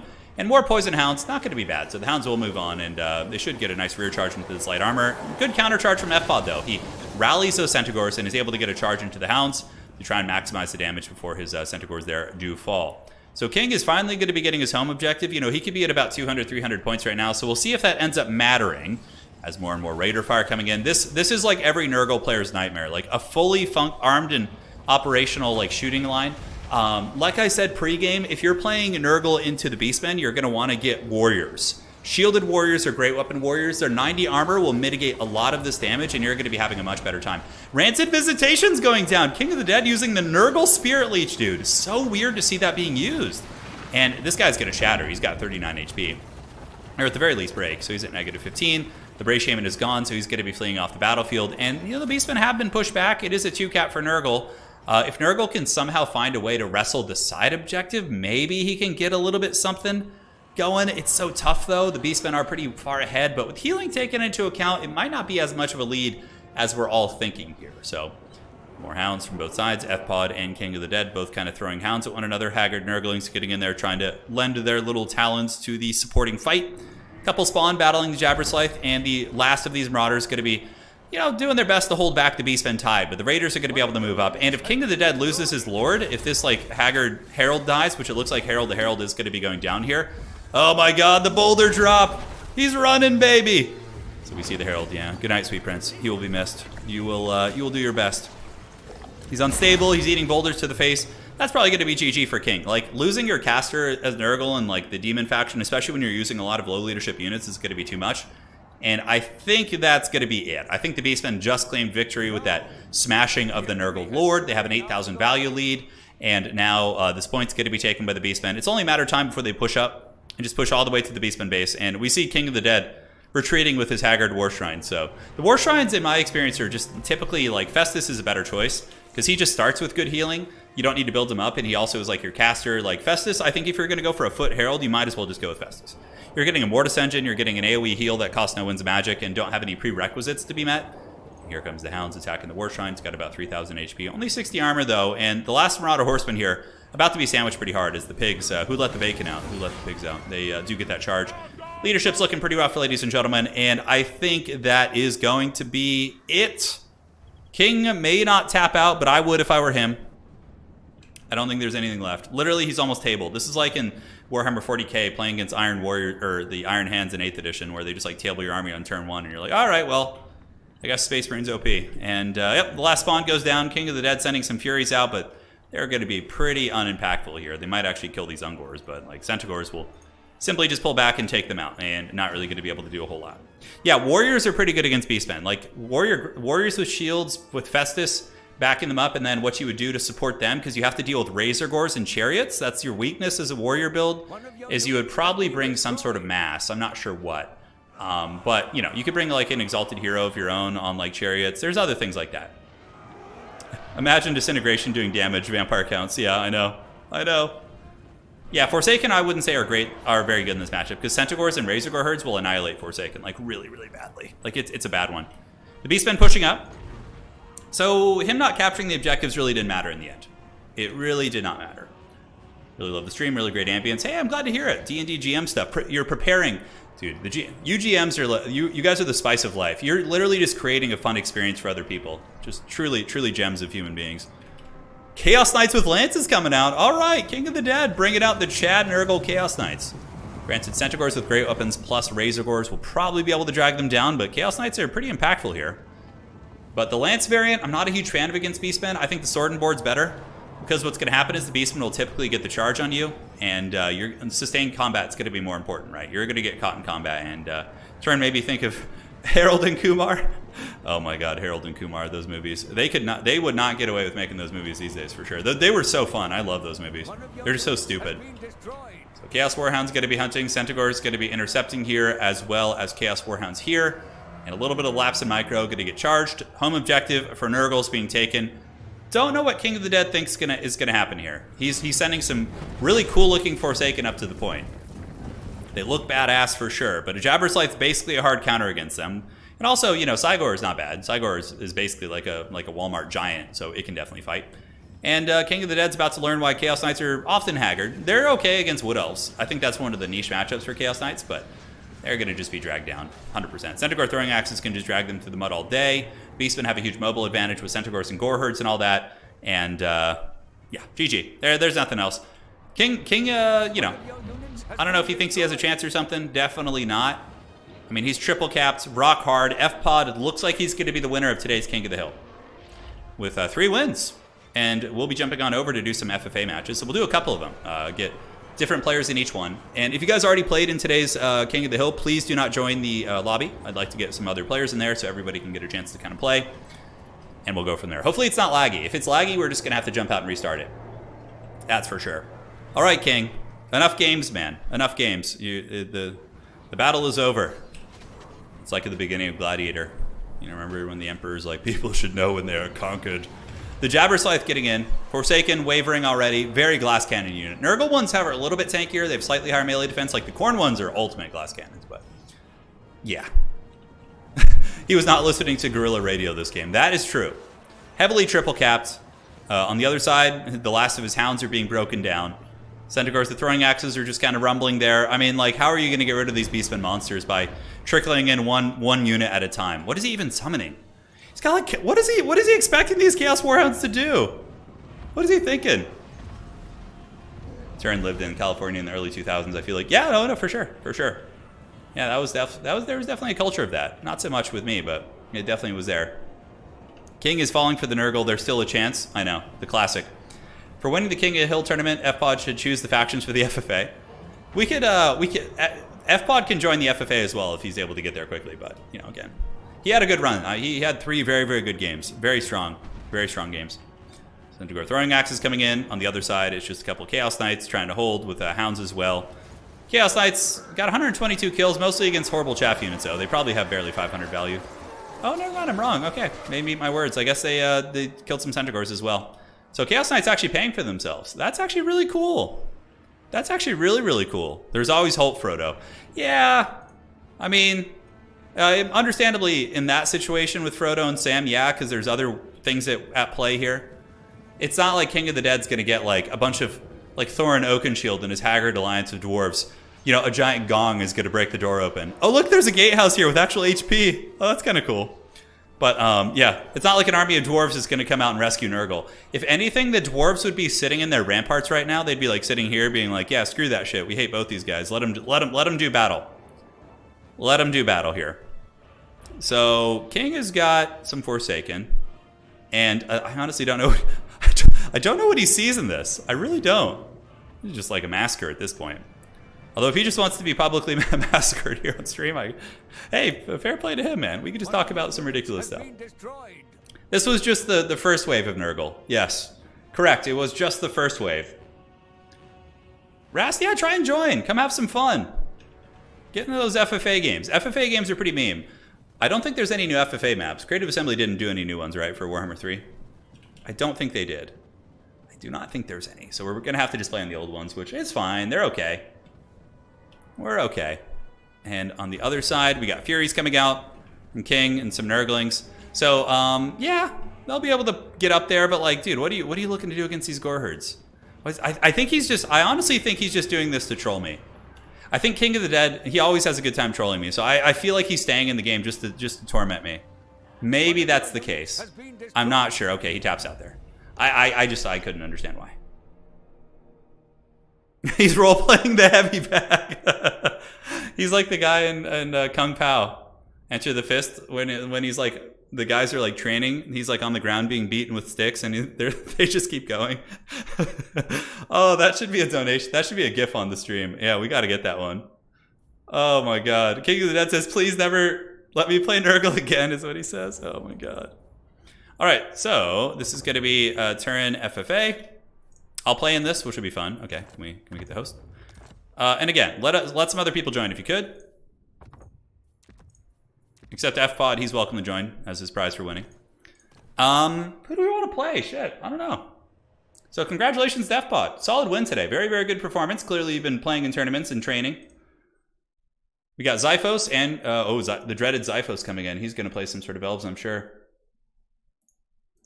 All right, and let's get rid of this. Very good. Now, Nurgle is actually feasible in Dom now. All right, so I'm going to go with the Ogre Kingdoms. The Ogre Kingdoms. Yes. We'll have unit caps on, just so it's not like a complete shit show. And let's get Wookiee up so we can block the armies. You have somebody play Valkia? Maybe next game I'll do Valkia. This game, it's going to be the Ogre Kingdoms, though. All right, so let's get this. Let's get you. And this and this. So, Xiphos on Wood Elves, which is scary. I hope I'm not his neighbor. I really, really don't want to be his neighbor. All right, so that looks like a decent little start. Bretonnia is going to have characters which are going to be annoying. So maybe I have to do like a Tyrant Goon Squad instead. So Thunder Mace does Magic Explosion. Greedy Fist we don't need. That looks fine. We'll cut that, and then we can do this. Okay. This actually seems like a fun one. Yeah, it seems like a fun one. I like this already. All right, cool. So okay, you got this. Just get Kindle Flame. Why didn't I just go with Khorne? Yeah, I don't know, King. Like, why didn't you play Khorne? Why didn't you play Khorne? All right, so Bretonnia. Oh man, double Wood Elves. Shit, that's actually really scary. Wood Elves are nasty, dude. They're very nasty. Let's get a couple of you guys, and maybe one of you, just to kind of defend. And then we need some bulls with Iron Fists, I think. Just straight up against these guys. All right. I think I'm about ready to party, guys. I like this build. It's got some teeth for sure. Definitely got some tools. Try out the Altar of Battle new map. New map from DLC? You're saying there's a new one? Altar of Battle? We'll do that for the next... Oh, there is a new one. Oh, okay. Is that new? Okay, we'll try that. We'll try that next game. People are already building for this map, so I don't want to like switch it up too much, but... All right, guys. It's on. It is on, and we will do Glorious Battle. FFA can't... Yeah, FFA has to be a meme. FFA can never be a competitive format, because, yeah, you're right. People would just team up, and, you know, it's like... They would just team up on the best player, 100%. Jeff says, also, nothing to do with my loss, but it seems like I had a hard time giving my units orders when they're selected. I think it might be something to look into. Oh, are you pulling the classic competitive player excuse of my units are dropping orders? I can't tell you how many times I've been in a game with someone. They're like, yeah, you know, I just ordered the unit and it didn't go. There is some truth to that in the early days of Warhammer, all jokes aside, but typically it's just what that is it's just janky Total War mechanics. It's like one unit getting caught and ruining your entire order. Like one Chaos Knight being stuck somewhere and then just, you know, not fulfilling its orders. Yeah, we could do an FFA tournament again someday. I think it'd be a fun one. I think that'd be really fun. F-Pod says, got greedy. Hey, well played. That was really fun. All right, the ogres. The ogres are coming to get you. Xiphos. Oh, Xiphos going Demons of Chaos. Okay, that doesn't change my build. I think I'm okay. A dog ate my unit orders. Yeah, exactly. I'm trying to, like, there's someone in the community who's like the Dark Lord of making that excuse. I don't know who. Someone I used to play with. Who used to just complain about unit orders being dropped nonstop? I can't remember. Maybe somebody in chat could recall. Tzeentch infecting the orders, yeah. Xiphos going Demons of Chaos, though, which is scary. It's definitely scary. And I still think this is relevant. I still think having this guy is going to be useful. Yeah, I like this build. Oh, we could get two of those, actually. That's probably better. So let's cut you, get this, and we can cut one Noblar here. And great. Yeah, I like this build. I think it's actually better. Let's throw some chevrons on these guys. Outstanding. All right. So now that there's one less Wood Elf, I changed my build up a little bit. Count Saruman, could have been. I don't think that was who I was thinking of, though. Yeah. I've never had any problems with that map before, King of the Dead. I've never had any problems. It's I. She's I. Am I that person? No, typically the attack order thing is just like your units getting caught and being re-aggroed onto something. That's what that is. Like there are some weird things sometimes where like sometimes terrain, like if you drop line of sight, a unit will stop chasing, and that can happen too. Will Xiphos bring Red Olgor? Maybe. Am I ready for Red Olgor? I don't know. Yeah, the blocker, we'll get rid of it right now. Don't worry. Wookiee Claw has done it. All right, guys. The Desert Canyon is upon us. We have a very well-balanced build, actually. Like, my build is, like, almost just straight up, like, a land battle. Like, ogre build. My neighbor is the Wood Elves, although it's not Xiphos. Xiphos is on the other side. He's chilling and waiting. The Demons of Chaos will probably do battle with Bretonnia, although they could just try and backstab. It's not Grayson time. Grayson is just so miserable to play. Like, there's nothing funny about him either. Like, even if he catches you, he doesn't really do anything. At least Grimgor, when he catches you, can dunk on you with your next and, you know, other things. But Grease is just such a turd. His armor's low. He just sucks. It wasn't that turn. I could give a unit attack order or movement order. I had to reselect them. Huh. That's strange. I'm not sure, man. Looks like this map got reworked a little bit. At least the aesthetic of it. It's kind of cool. Let's see here. So Xiphos loading in. My opponent is the Wood Elves. I have a Leadbelcher build, so we went with a lot of like Ogre Daka. I figure that'd be pretty good. If people are spamming SEMs and things like that, having 3 Leadbelchers to just like Shadow Realm them, I think could be pretty strong. Come on, Xiphos. I always thought Xiphos had pretty good internet. I don't know why he's loading so slow. That'd be a bit of a shame for sure. Seems like it was a pretty fast load. Let me minimize to see if he had any connection issues or anything. All right.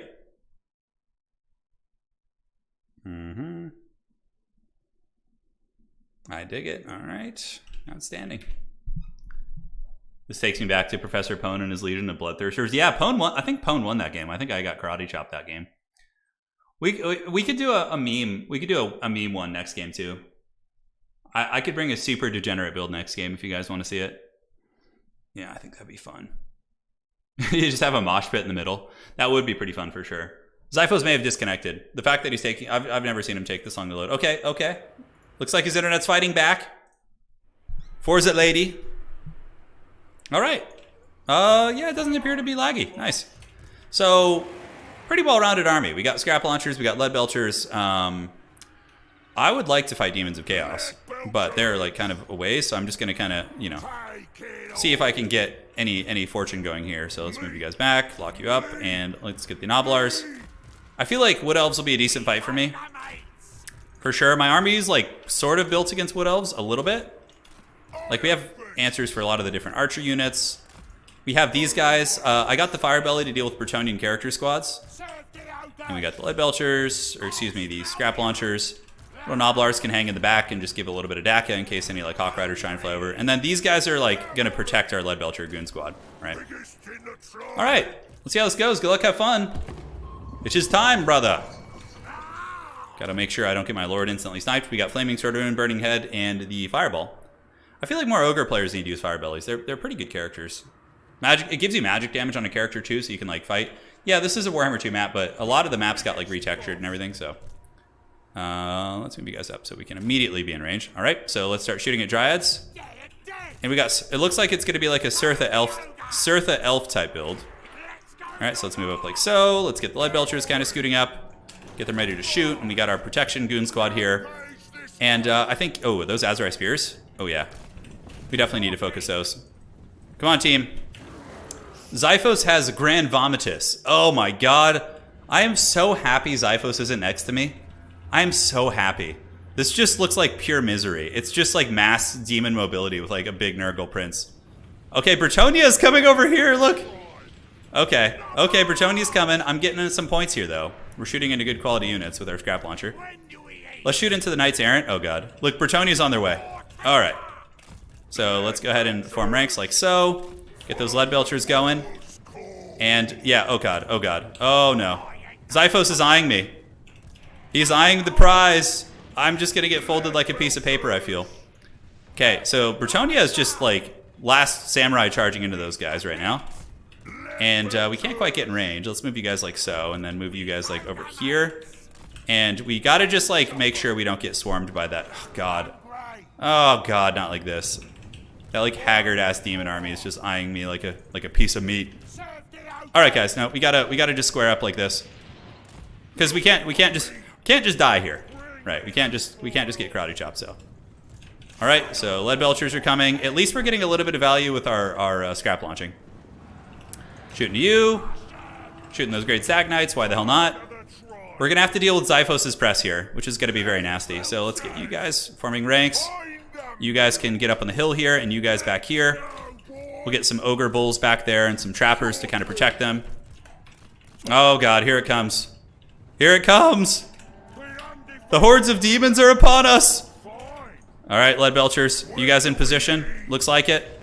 We got our Mournfang Cav. Let's get you guys kind of screening over here and get some ogre bulls as well. Seems like we're getting some okay damage in. It's going to be messy. This is going to be very messy. And then we have this fight over here. I'm probably going to get sandwiched. The Grand Vomitus is upon us. Alright, so let's just blast these Screamers. Shoot into these guys. We got the Plague Toads. Let's get these Ogre Bulls to just attack them here. And the characters, we can go after Grand Vomitus. Seems good. Oh my god, this is just going to be pure anarchy, guys. Alright, Xiphos collapsing from like every angle, basically, against our Haggard Ogre Legion. But we do have our boys to protect, so these guys are going to be able to feast. Let's get you guys in. We're going to have to like sacrifice one position, I think. Grand Vomitus doesn't really have anything like super scary, so let's get you guys back and see if we can get these Lead Belchers away. And not a terrible fight here. Let's get these guys, move over to attack those, and pull these guys back here. And we did just get a bunch of picks here, so this like whole fight back here is very good. Let's do a Flaming Sword of Ruin to buff their, give them magic damage, which will be very, very good here. Alright, Battling Fleshhounds, Ogre Bulls, Battling Fleshhounds, some Toads in the front. Scrap Launchers have made it, and we can just kind of keep running with these. Let's get these Scrap Launchers evading.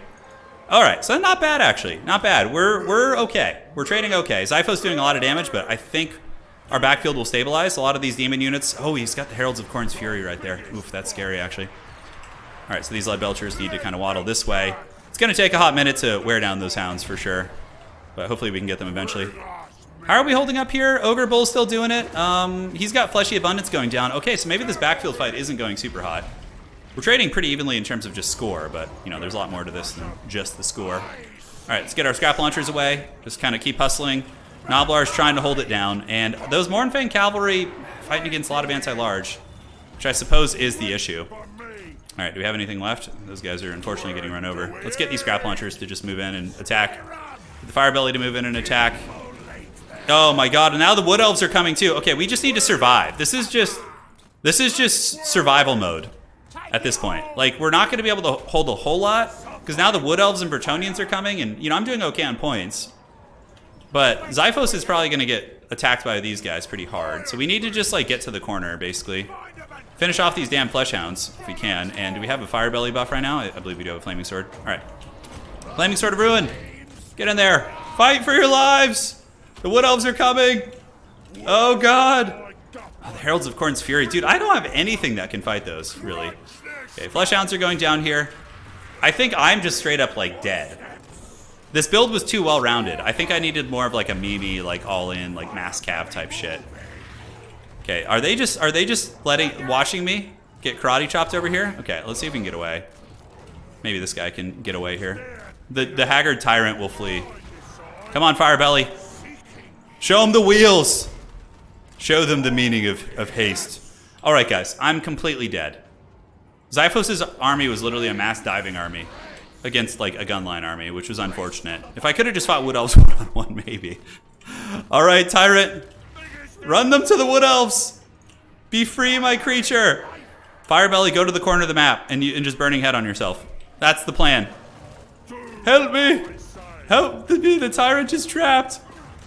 Oh, God. Okay, so now it's time for a Burning Head. So we got to just do this. That, see if we can get any of these guys. It should do some good damage to the Slaanesh Cavalry. Burning Head ain't what it used to be, but yeah, it did some good damage. For sure, worth. See if we can, like, get a fireball off on him. Hey, we got some Noblars. All right, guys, we're still in it. We're still in it. Come on. Come on. Grand Vomitus is trying to establish himself as the preeminent meme lord now in domination. Oh my god. Oh no. Fire Belly.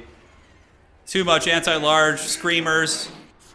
But who is gonna, I mean, Xiphos is for sure gonna lose the battle here. He might have enough points. I mean, he feasted on my army. Okay, so now we can just go to casting straight up. So I just got swarmed so badly by that army. Oh my god, Fleshhounds and, like, Heralds of Khorne's Fury, which probably got some decent value. Wood Elf's gonna take the fight now. So who has the second most value? Bretonnia is pretty far behind. Wood Elves definitely need to... oh, hey. Look at that. It took away my toolbar. It took away my full bar. Look at that. Oh, my units followed my orders. That's for sure. But my orders were not enough. Nor were they probably the best. I think I should have just, like, engaged against the Wood Elves aggressively and forced Xiphos to come fight them, too. Hey, what's going on here? Oh, I got a scrap launcher. Check that out. Okay. All right, guys. We're still alive. Oh. Oh, God. Tyrant. Flee. Flee, Tyrant. Okay. You know what? This Tyrant, he's got a bone to pick here. We're going to go after the demons here. Come on, Tyrant, man. Poor Bretonnia.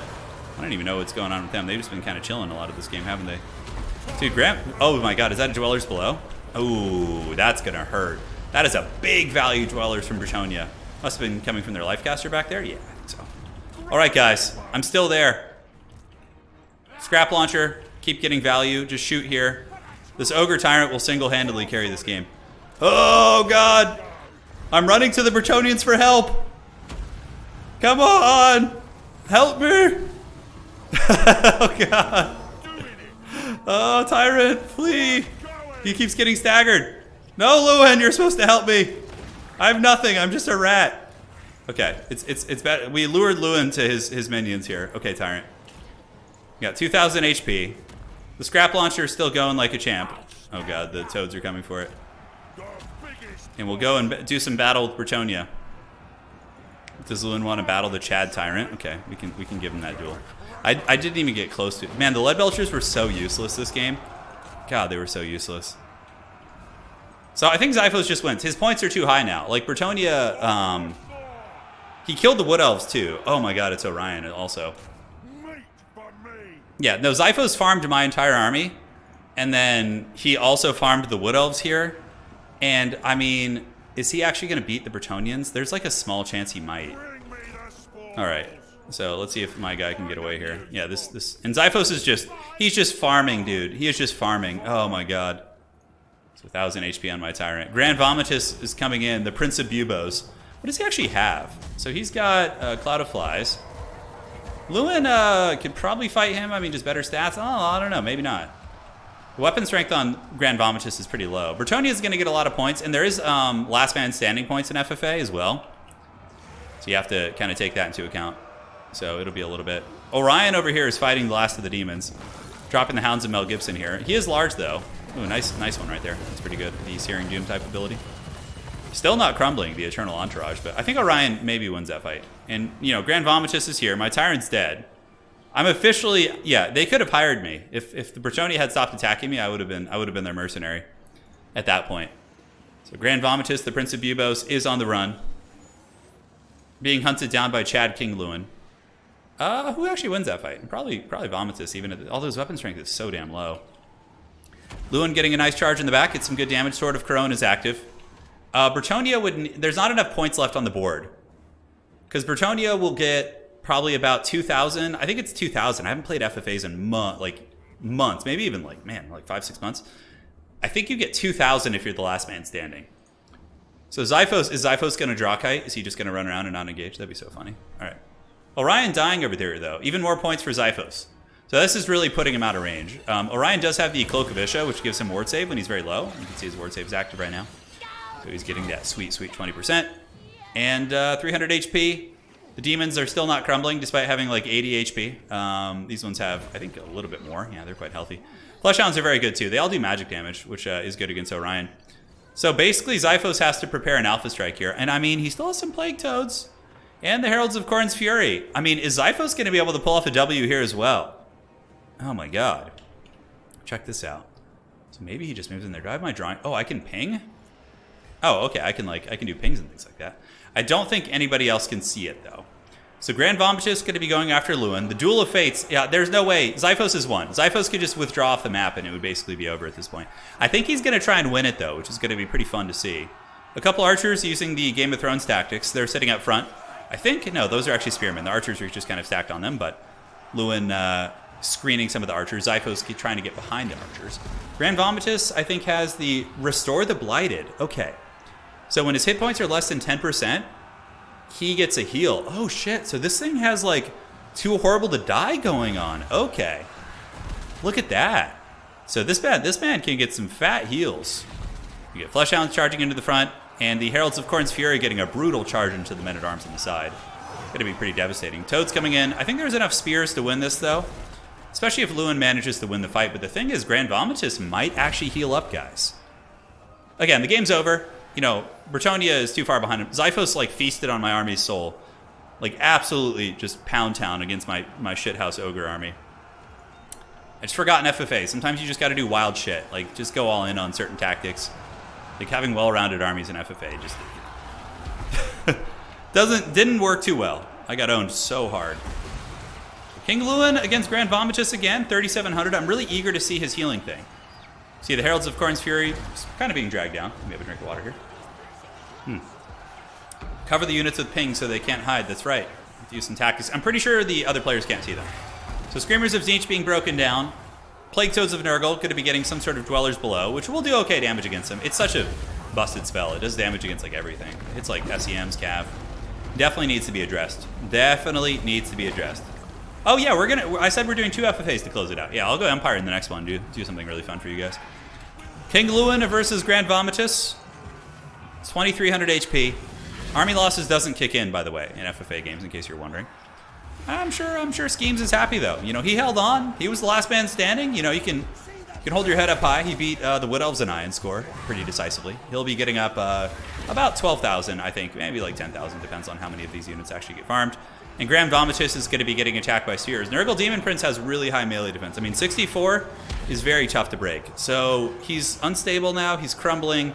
Let's see if the heal goes off. Does it actually go off if he's like crumbling though? I wonder if that's the case. Okay, it just actually instant killed him. There's like a chance that it insta kills you, which is pretty funny. That did actually go off. Oh my god, no. We'll still do unit cap. You guys want to do a no unit caps game? Okay, we'll do that. If you want to see a truly disgusting build, I'll do no unit caps, and you guys will have some fun. GG Xiphos, the tyrant of the demons. Maybe Xiphos will adapt to them in his 1v1 demon play, but that is a very micro-intensive army. Oh my god! Look how much value he got from me. 4,500. Oh dear god.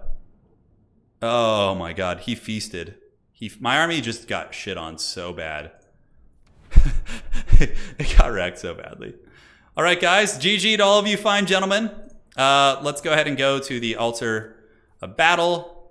And we're going to make some space. Thank you guys for playing. Now it is time for the Empire. No unit caps. Character loading. Oh my god, what if we allowed character loading? That'd be really funny. The Orc Fiend, Boris, and Bentley. Okay. So Wookiee will block. You guys want disgusting, you're going to get it. But it'll have some meme in it too. Okay, looks good. Aside from this, gonna need some sort of a Harry Potter wizard. Okay, so guys, this is the Wild West. No army limits, just whatever you want. Just go crazy. And then we obviously need a caster. Put him up on a Pegasus, I think. The Filth is coming. Yeah, that's pretty much all we need on him. That's pretty much all we need. Oh man, I'm like 100 gold short. I hate that so much. So that's melee attack and speed. And you know, we could just cut that. It's fine. Okay. So, yes, this build is something quite magical. We have Luminarchs. We have all sorts of fun stuff. Failed to join. Hey, no worries. No worries. We could bring some campaign units. That would be pretty funny. The Emperor's Wrath Steam Tank would be rad. Oh, I'm overspent. Okay, we need to do that. All right, you guys ready? Master OP Greatswords from campaign. That would not go well.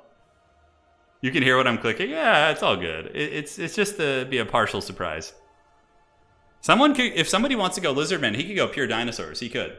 Oh, grenade launchers too. Yeah, I need grenade launchers. You just reminded me of something. Yeah, I almost didn't bring them, but I was like, we need like a grenade launcher or two. I feel. Yeah, that build feels like more well-rounded. Okay, so we can bring another spell. Do that now. All right. Thank you for the pro tips. I'll be right back. I'm going to get some water. And Sigmar's mechanized army coming.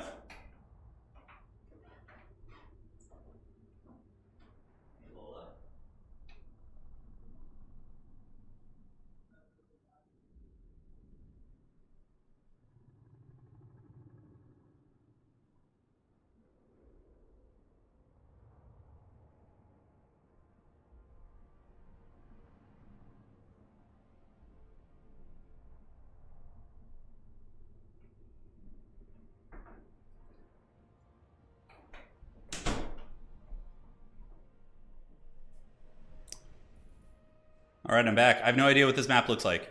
I have no idea.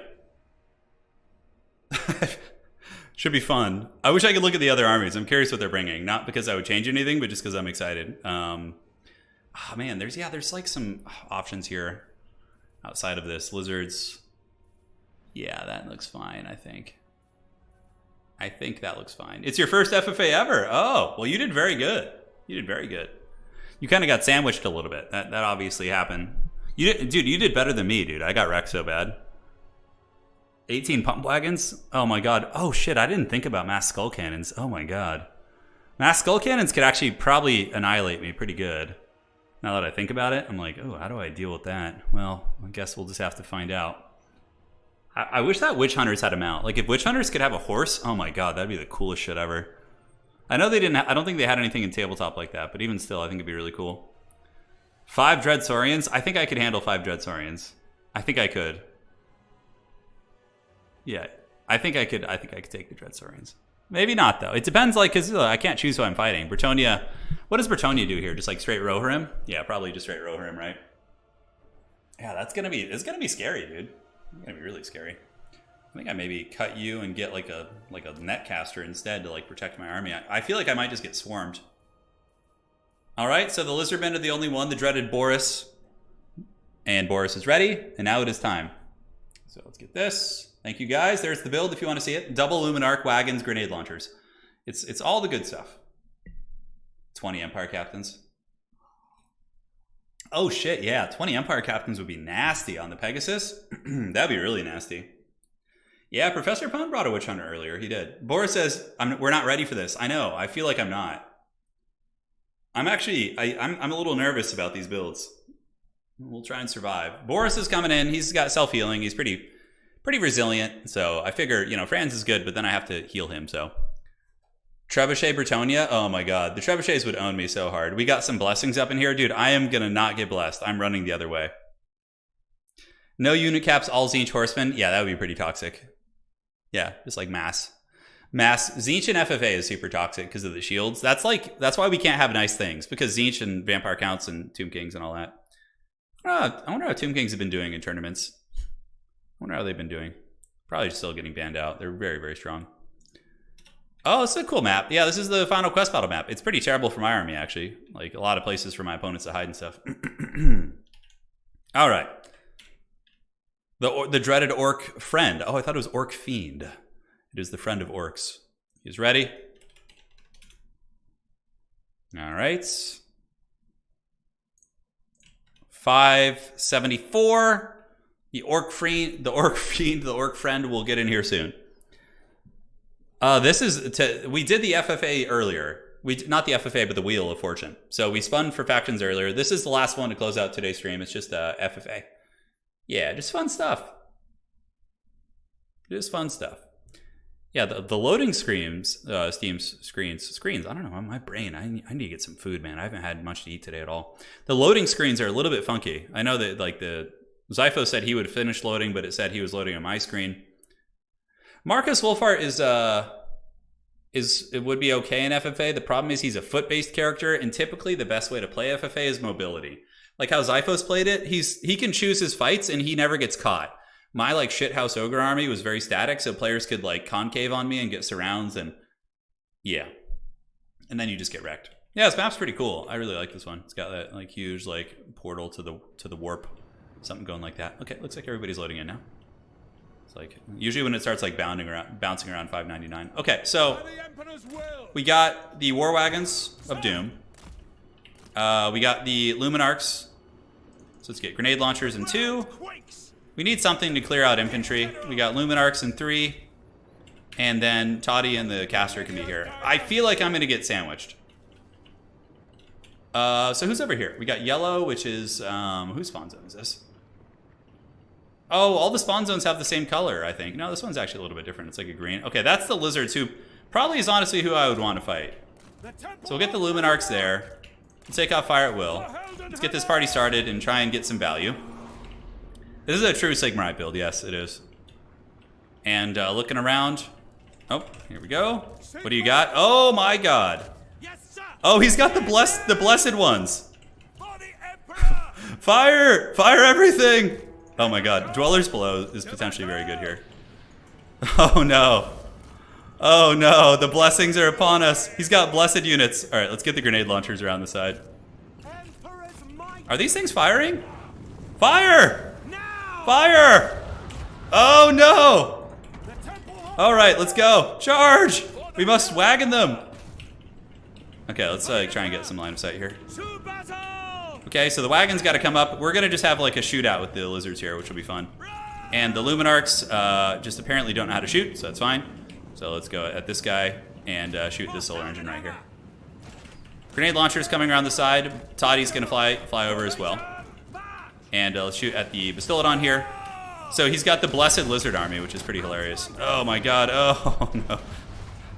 Alright, grenades. Let's grenade these guys into the Shadow Realm. And we probably want to get a Dweller's Blow on like a blob of these things, like right here. That actually does SCM damage, which is pretty crazy. Alright, so the grenade launchers are here. Cannons are blasting in. Dwellers is going to be hitting them, but they're pretty slow, so they're actually going to get caught. And I think the Loomies are still going strong. Oh my god, Scarbrand's just waddling over. Let's go get it. He got an Earthblood on that thing. Okay, Solar Engine's doing some work. They're definitely doing some work. Let's pull you guys back. Pull you guys back. We've both gotten some decent value. Boris with his Blessed Army. Scarbrand nearby, though, is certainly a little bit problematic. He's scary. Alright, so we got some overextending. Oh, what the hell is this? What the hell is this? Alright, so let's go, let's go, let's go. We gotta just kind of try and get away here a little bit. So, what is this? This is Companions of Quinel's. So let's net them down. And then shoot them with everything. And shoot them with everything. Oh my god, no. I'm getting sandwiched again. Okay, grenades, do your thing. Toddy, come over here, get these guys. Let's get the grenades back. Let's get the Luminarchs running.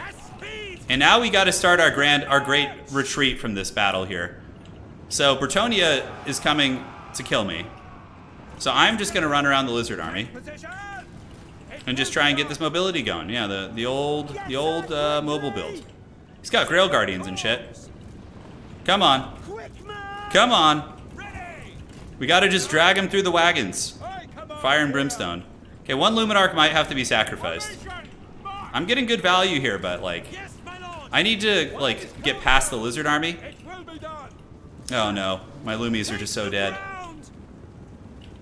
Oh, come on. Get past it. Oh god, Khorne is coming, there's no escape. Drums in the deep. Okay, can we like fire some grenades? Like, try and get some points on the run here. Alright guys. My poor Luminarchs are getting hunted by Bretonia. I'm just trying to get by. If I can get around the back of Khorne's army, that's going to be pretty sweet. Okay, thankfully I managed to keep the grenades alive, so let's do that. Come on. Come on, Lizardmen, help me out. Oh, look at the blessed solar engines. I'm hitting the non-stop. Yeah, I'm hitting the overdrive speed. All right, so let's get an Earthblood on these guys. Heal them up. Should be pretty good. Heal those wagons. Nice, nice. Oh, those are Minotaurs of Khorne with great weapons. Oh god. All right, guys, we're gonna have to make a sacrifice to Sigmar here, guys. So we're gonna just get along the side of the map, get you guys going, and all right. So these guys are being sacrificed to Sigmar. Okay, grenade launchers into Minotaurs. Oh, come on! Make the turn. Okay, these guys are just not gonna get away. So let's just like use those to fight. Come on, wagons. Come on. Turn the corner. Turn it. Luminarchs, blast him! Okay, so we're getting some shots. Bretonia has stopped giving chase. We're getting good points, though, from all this shooting. We are. I think we managed to mostly turn the corner here. These things are at fire will, right? Okay. Toddy could attack, but... Okay, we just ripped some shots at your boy Scarbrand. Okay, so let's get away with these now. Do another snare here. And then just park you guys back here. Alright, looks like we got around the corner. The wagons are going. We have some grenades. And somehow our Luminarchs are still alive. They're too slow to keep up, so I'm just going to keep them back here and troll with them and see if I can get a little bit of value going. Alright, so Khorne is losing interest, so let's get our wagons and shoot. Grenade launch, pull you guys here. And yes, we need to just... Let's get into the corner and try and be really like inconspicuous. Although, the Bretonians are still lurking too, which sucks. Alright, let's pop Scarbrand. Currently, the wagons are getting great value, and we're grenade launching into like Chosen, which is like doesn't get much better than that. Let's get you to go after the warriors here. And okay, here comes the double shot. Oh, we just nailed that Bastillodon. Oh no. Uh-oh, Bretonia's coming again. Okay, we have an opportunity to make a run for it. Come on, boys. Let's go. I'm getting good value here. Grenades into Chosen is huge point city. We're making a run for it. It seems like Khorne has a hard-on for the other players now. So we need to gather up. We'll gather up. Yeah, let's use an Earthblood here for now. It's good to get that going. These grenades plus the wagons shooting into Chosen is getting me a lot of points. And the fact that like I managed to get out from being surrounded by Bretonia is pretty big. All right, so let's just get these like things fully safe. So Chosen of Khorne getting absolutely wrecked. And grenades have done it. Good. Let's get these Chaos Warriors down. And now let's rip another shot into, let's go after Skarbrand. He's just like a huge point magnet. All right, let's turn about face. Here we go, baby. Here we go. Okay, okay, the double Lumi shot into Skarbrand. Did we miss? Did both those shots? Oh, they hit the Minotaurs in the back. Oh my god. All right, let's get the wagons up. This is where we farm points. Because we can just keep shooting into these like value units. Let's actually shoot the Stegodon. He's pretty far up on points.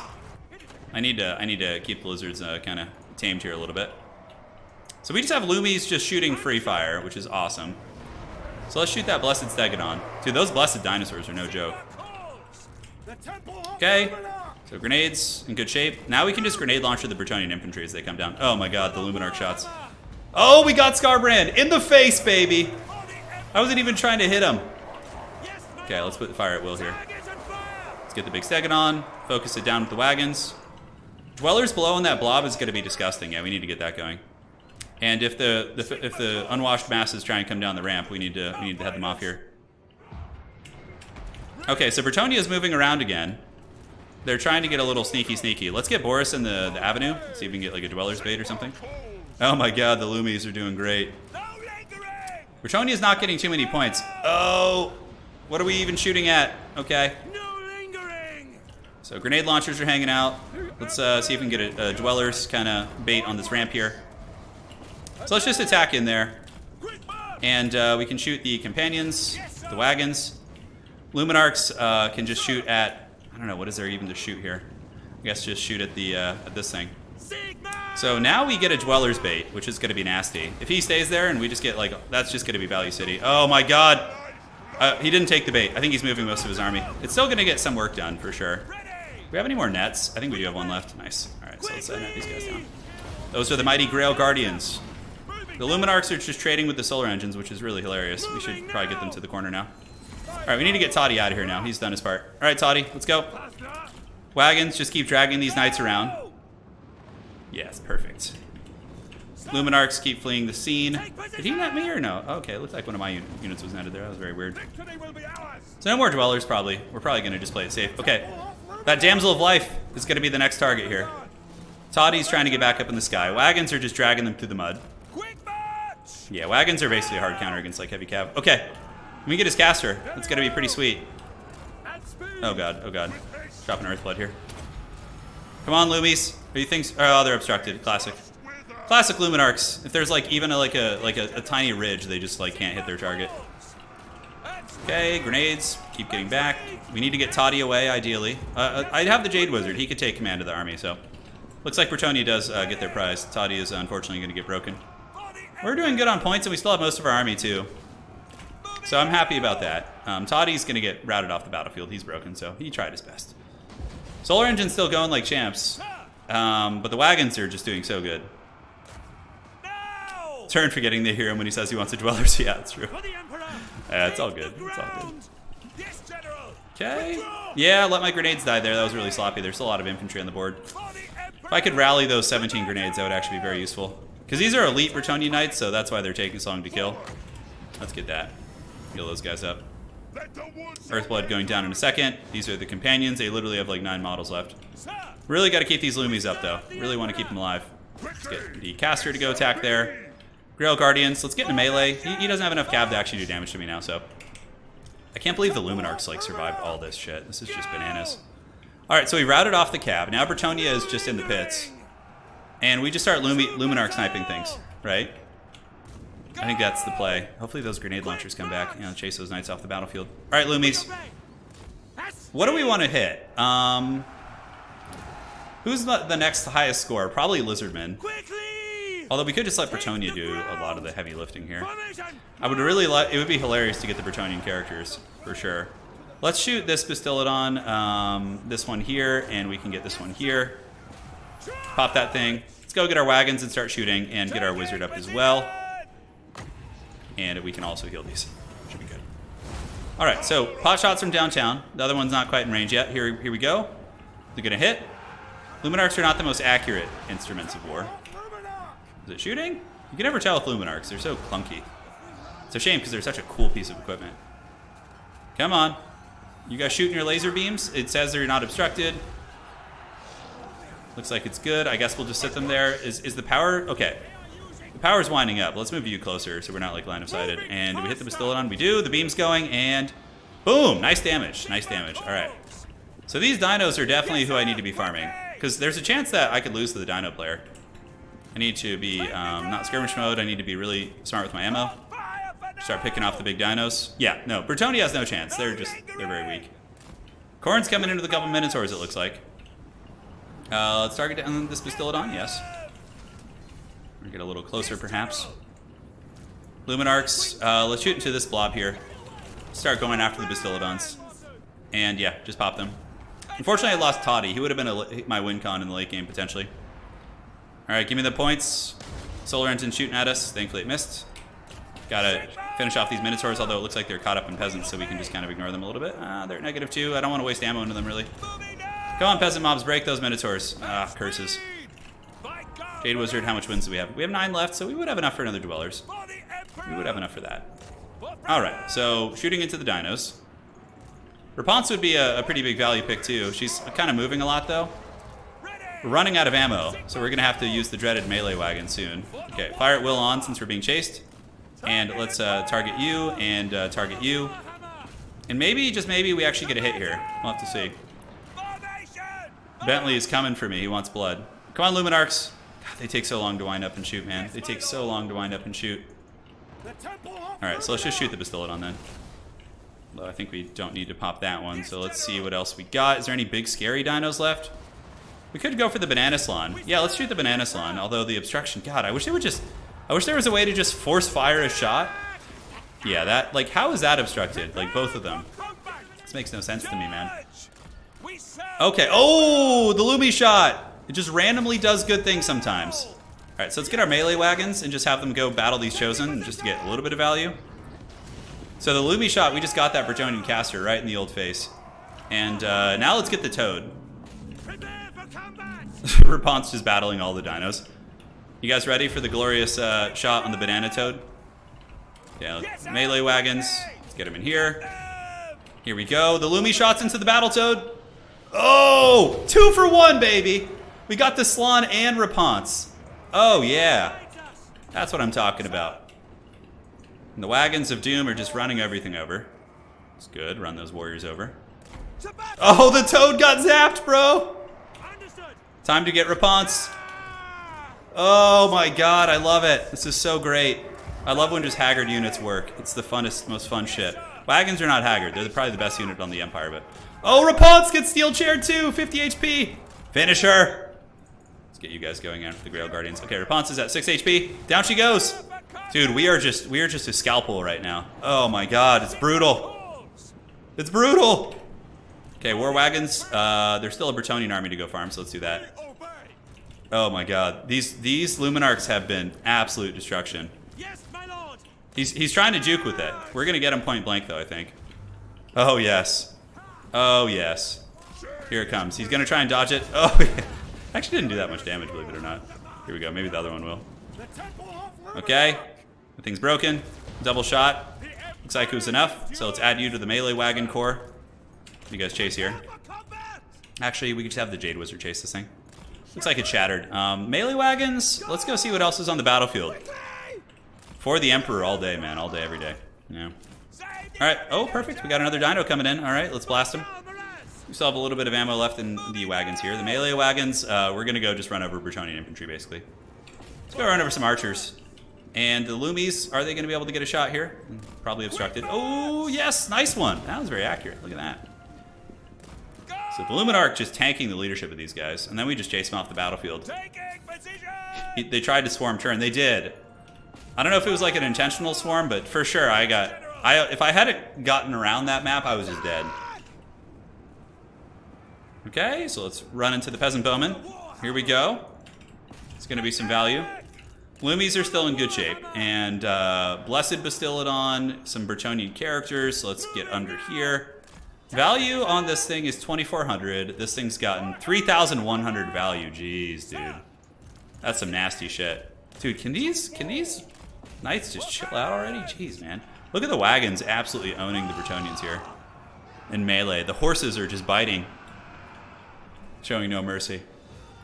So, yeah, the lizards are, I think, mostly out of the game. I mean, in terms of last man standing, I don't see it happening. The melee wagons will probably actually finish these off. Alright, so let's just keep these guys doing their thing. Get these guys up and around, and the melee wagons have finished off the Grail Guardians. Let's see if we can get this and pull you guys, like, over here a little bit. Okay, can we pop you? Maybe. Maybe, just maybe. Let's, like, lure them down the ramp a little bit. And what do we got here? Alright. So our Jade Wizard's coming back. We might have to go gooning with it. Trying to get him to chase me down the ramp a little bit, because line of sight's so weird on this. Yeah, okay. The Lizardmen are now helping me a little, which is nice. Bretonnia's got 5,000 points, so probably impossible to catch us. Let's move up. We could just take all our wagons in one group now and just have a Doom Legion of wagons. It's a couple Cornate units, it looks like. We do have a Dwellers, but we'll just get a big healing blob and get you in 2. Move you up here. You should stay in 3, so you stay up in the sky. And the Luminarchs will get the point-blank shots. Yeah, we did get all 3 lords. We got Scarbrand, we got the Slan, and we got Raponce too. Okay, so now let's see if we could just like blast Henri Le Massif at like point-blank. Let's give him the biz. Let's run our wagons out of the way a little bit so like we can actually get the shots. Come on. I know you guys want to shoot it. I know it's in your purview here. Whatever, we'll just heal. Yeah, it's fine. I guess Henri Le Massif is too much of a target, so let's just take down that Bastiladon. He's too small of a target. Let's go get these archers. Get our mage to hunt them. The Bretonnian Paladin is actually doing some work against me though. They're doing a lot. Come on, guys, shoot your shots. They're so buggy the way that those things work and like move. They've always just been such a jank unit. All right, so the Bastiladon got nailed. Oh yeah, look at that. All right, let's see if we can get a shot on Henri Le Massif. Okay. We might get him here. Fire! Fire everything! No, not at them! Oh, that was terrible. All right, so one is out of ammo. It's funny, my instincts are like, oh, I can just unsummon these, but you know, obviously, we can use them in melee to go run down the old archers, which will probably be fine. Bretonnia getting routed here. What are these? These are Peasant Bowmen with the pox arrows. Heal the wagons up, get a little bit of that going. Alright. Time Crisis? Oh my god. Is that the arcade game that they had at all the movie theaters back in the day? Is that what I'm thinking of? God, I just can't kill Henri Le Massif. I just can't. Is he gonna just solo my whole army? Probably not. Battle Pilgrims also can't do much against me. So let's just charge into these Pilgrims. And go in guard mode and just try and rip the shot. We got the Luminarch here charging in. And the wagons will get into the Pilgrims. Come on, rip it. Rip the shot. Can I, like, manually aim on these things? I don't think I can. God, that'd be so cool if you could manually aim Luminarchs. See if we can defeat the peasants. There's still a couple Khorne units running around, which is pretty fun. Alright, Earthblood, sure, why not? Let's just get it going. We just simply can't shoot here. Let's go, wagons. Try and get the shot. It's gonna be too hard with him running. Can you retreat? No, you can't retreat off the battlefield, no. Alright, we'll get our Jade Wizard attacking in the back here. Looks like our Luminarch did die. There's still a dino coming back in. Oh, get him. Come on, Lumi. You know you want it. Jade Wizard's trying. Let's pull back. Get the moves. Okay, here we go. Here we go. Oh, yes. That's what I'm talking about, baby. Still got it. Okay, he's at -15. We got to break him here. The charm shield saved his life. Okay, he's gone. All right, now we're completely secure, most likely. So Henri Lamassif just got cannoned in the face, which is nice. He's gonna get hunted. And now we just go hunt this Bastillodon because it's like the next biggest like point dump, basically. All right, so let's get you guys moving here. A lot of battle pilgrims. And get you guys helping with the archers. Okay, the Bastillodon, which way is it going? You see the Khorne warriors. Looks like battle pilgrims are gonna go fight them. All right, Boris has left the game, so the Bastillodon is tapped out. So let's shoot here. GG to you, Boris, the blessed Lizardman Lord. Oh yes, here we go. The Haggard Luminarch shots all day. That's actually going to do some good damage, probably. Okay, or it's just not going to shoot. It's like, you know what? Don't feel like shooting. Let's just turn and not shoot our target. Luminarchs are just a strange unit. Maybe I misclicked there. I don't know why it stopped shooting. Okay, you literally have a direct shot. It's right there. It says firing. We have farmed the Bretonnian peasant archers. Here it comes. Down the side. It should do some work. 95 pilgrims. And, ooh, 73. And it goes through the Khorne. Oh, this has been great, man. This has been great. 3,200 on these guys. And that Luminarch there. The wagons, of course, all paid for themselves. Like, I was being chased by elite knights, so it's going to be pretty prime time. Are the pilgrims really going to run? I wonder if they're going to come back up here. Probably. Yeah, they'll come back up. The wagon legion awaits. Misfire. Hey, man. The Jade Wizard had to eat a little bit of it, but it happens to the best of us. All right, this is going to do even more damage here. Come on, baby. Finish him off. Give him the old razzle-dazzle. Okay, 63. It's out of ammo now. It's time, Sons of Sigma. Unleash the wagons. All right, the final battle. Should just break them pretty quickly here, though. I don't think there's going to be too much fight put up from them. All right, cool, man. We did it. After getting annihilated by Xiphos last game, we managed to pull off a W there. The Luminarch sniping was pretty good. That definitely carried the game. But let us not forget the sacrifices of the brave grenade launchers who had to charge into Minotaurs to let my entire army get through. Oh, Boris, you did great. Oh my god, the Slanesh bots. Look at them. They're sneaky now. Optimus Pine with the steel chair there. Boris was bad that game. Luminarchs 3,000 apiece, pretty good. Wagons really good. Grenade launchers did pretty solid, except the sacrificial one. Khorne was scary. And Bretonnia, when they surrounded me like that, I thought I was dead in the water, man. That was a fun one. By the way, guys, that's it for today. If you enjoyed the stream, do drop a like. It means a lot. Helps out. Helps more people get into multiplayer. And thank you to our new channel member as well. We got a new channel member. So, hey, welcome. Welcome to the party, man. All right, guys. Take care of yourselves. I'm going to go hang out with the smoking hot wife. If I don't see you guys tomorrow, happy Halloween. We're going to be out and about, maybe going to a little Halloween party at night with some friends and whatnot. But I might stream in the morning. But if I don't see you guys, happy Halloween. Hope you guys have fun. And yeah, it's going to be great. Life's good. A lot of streams this week. We're going to have some tournaments after Monday. We're gonna have some heavy streamings like tournaments and also Faction Wars is going to get scheduled. World Championship stuff. It's going to be fun. Take care, guys. Thank you all. You guys are the best. Adios.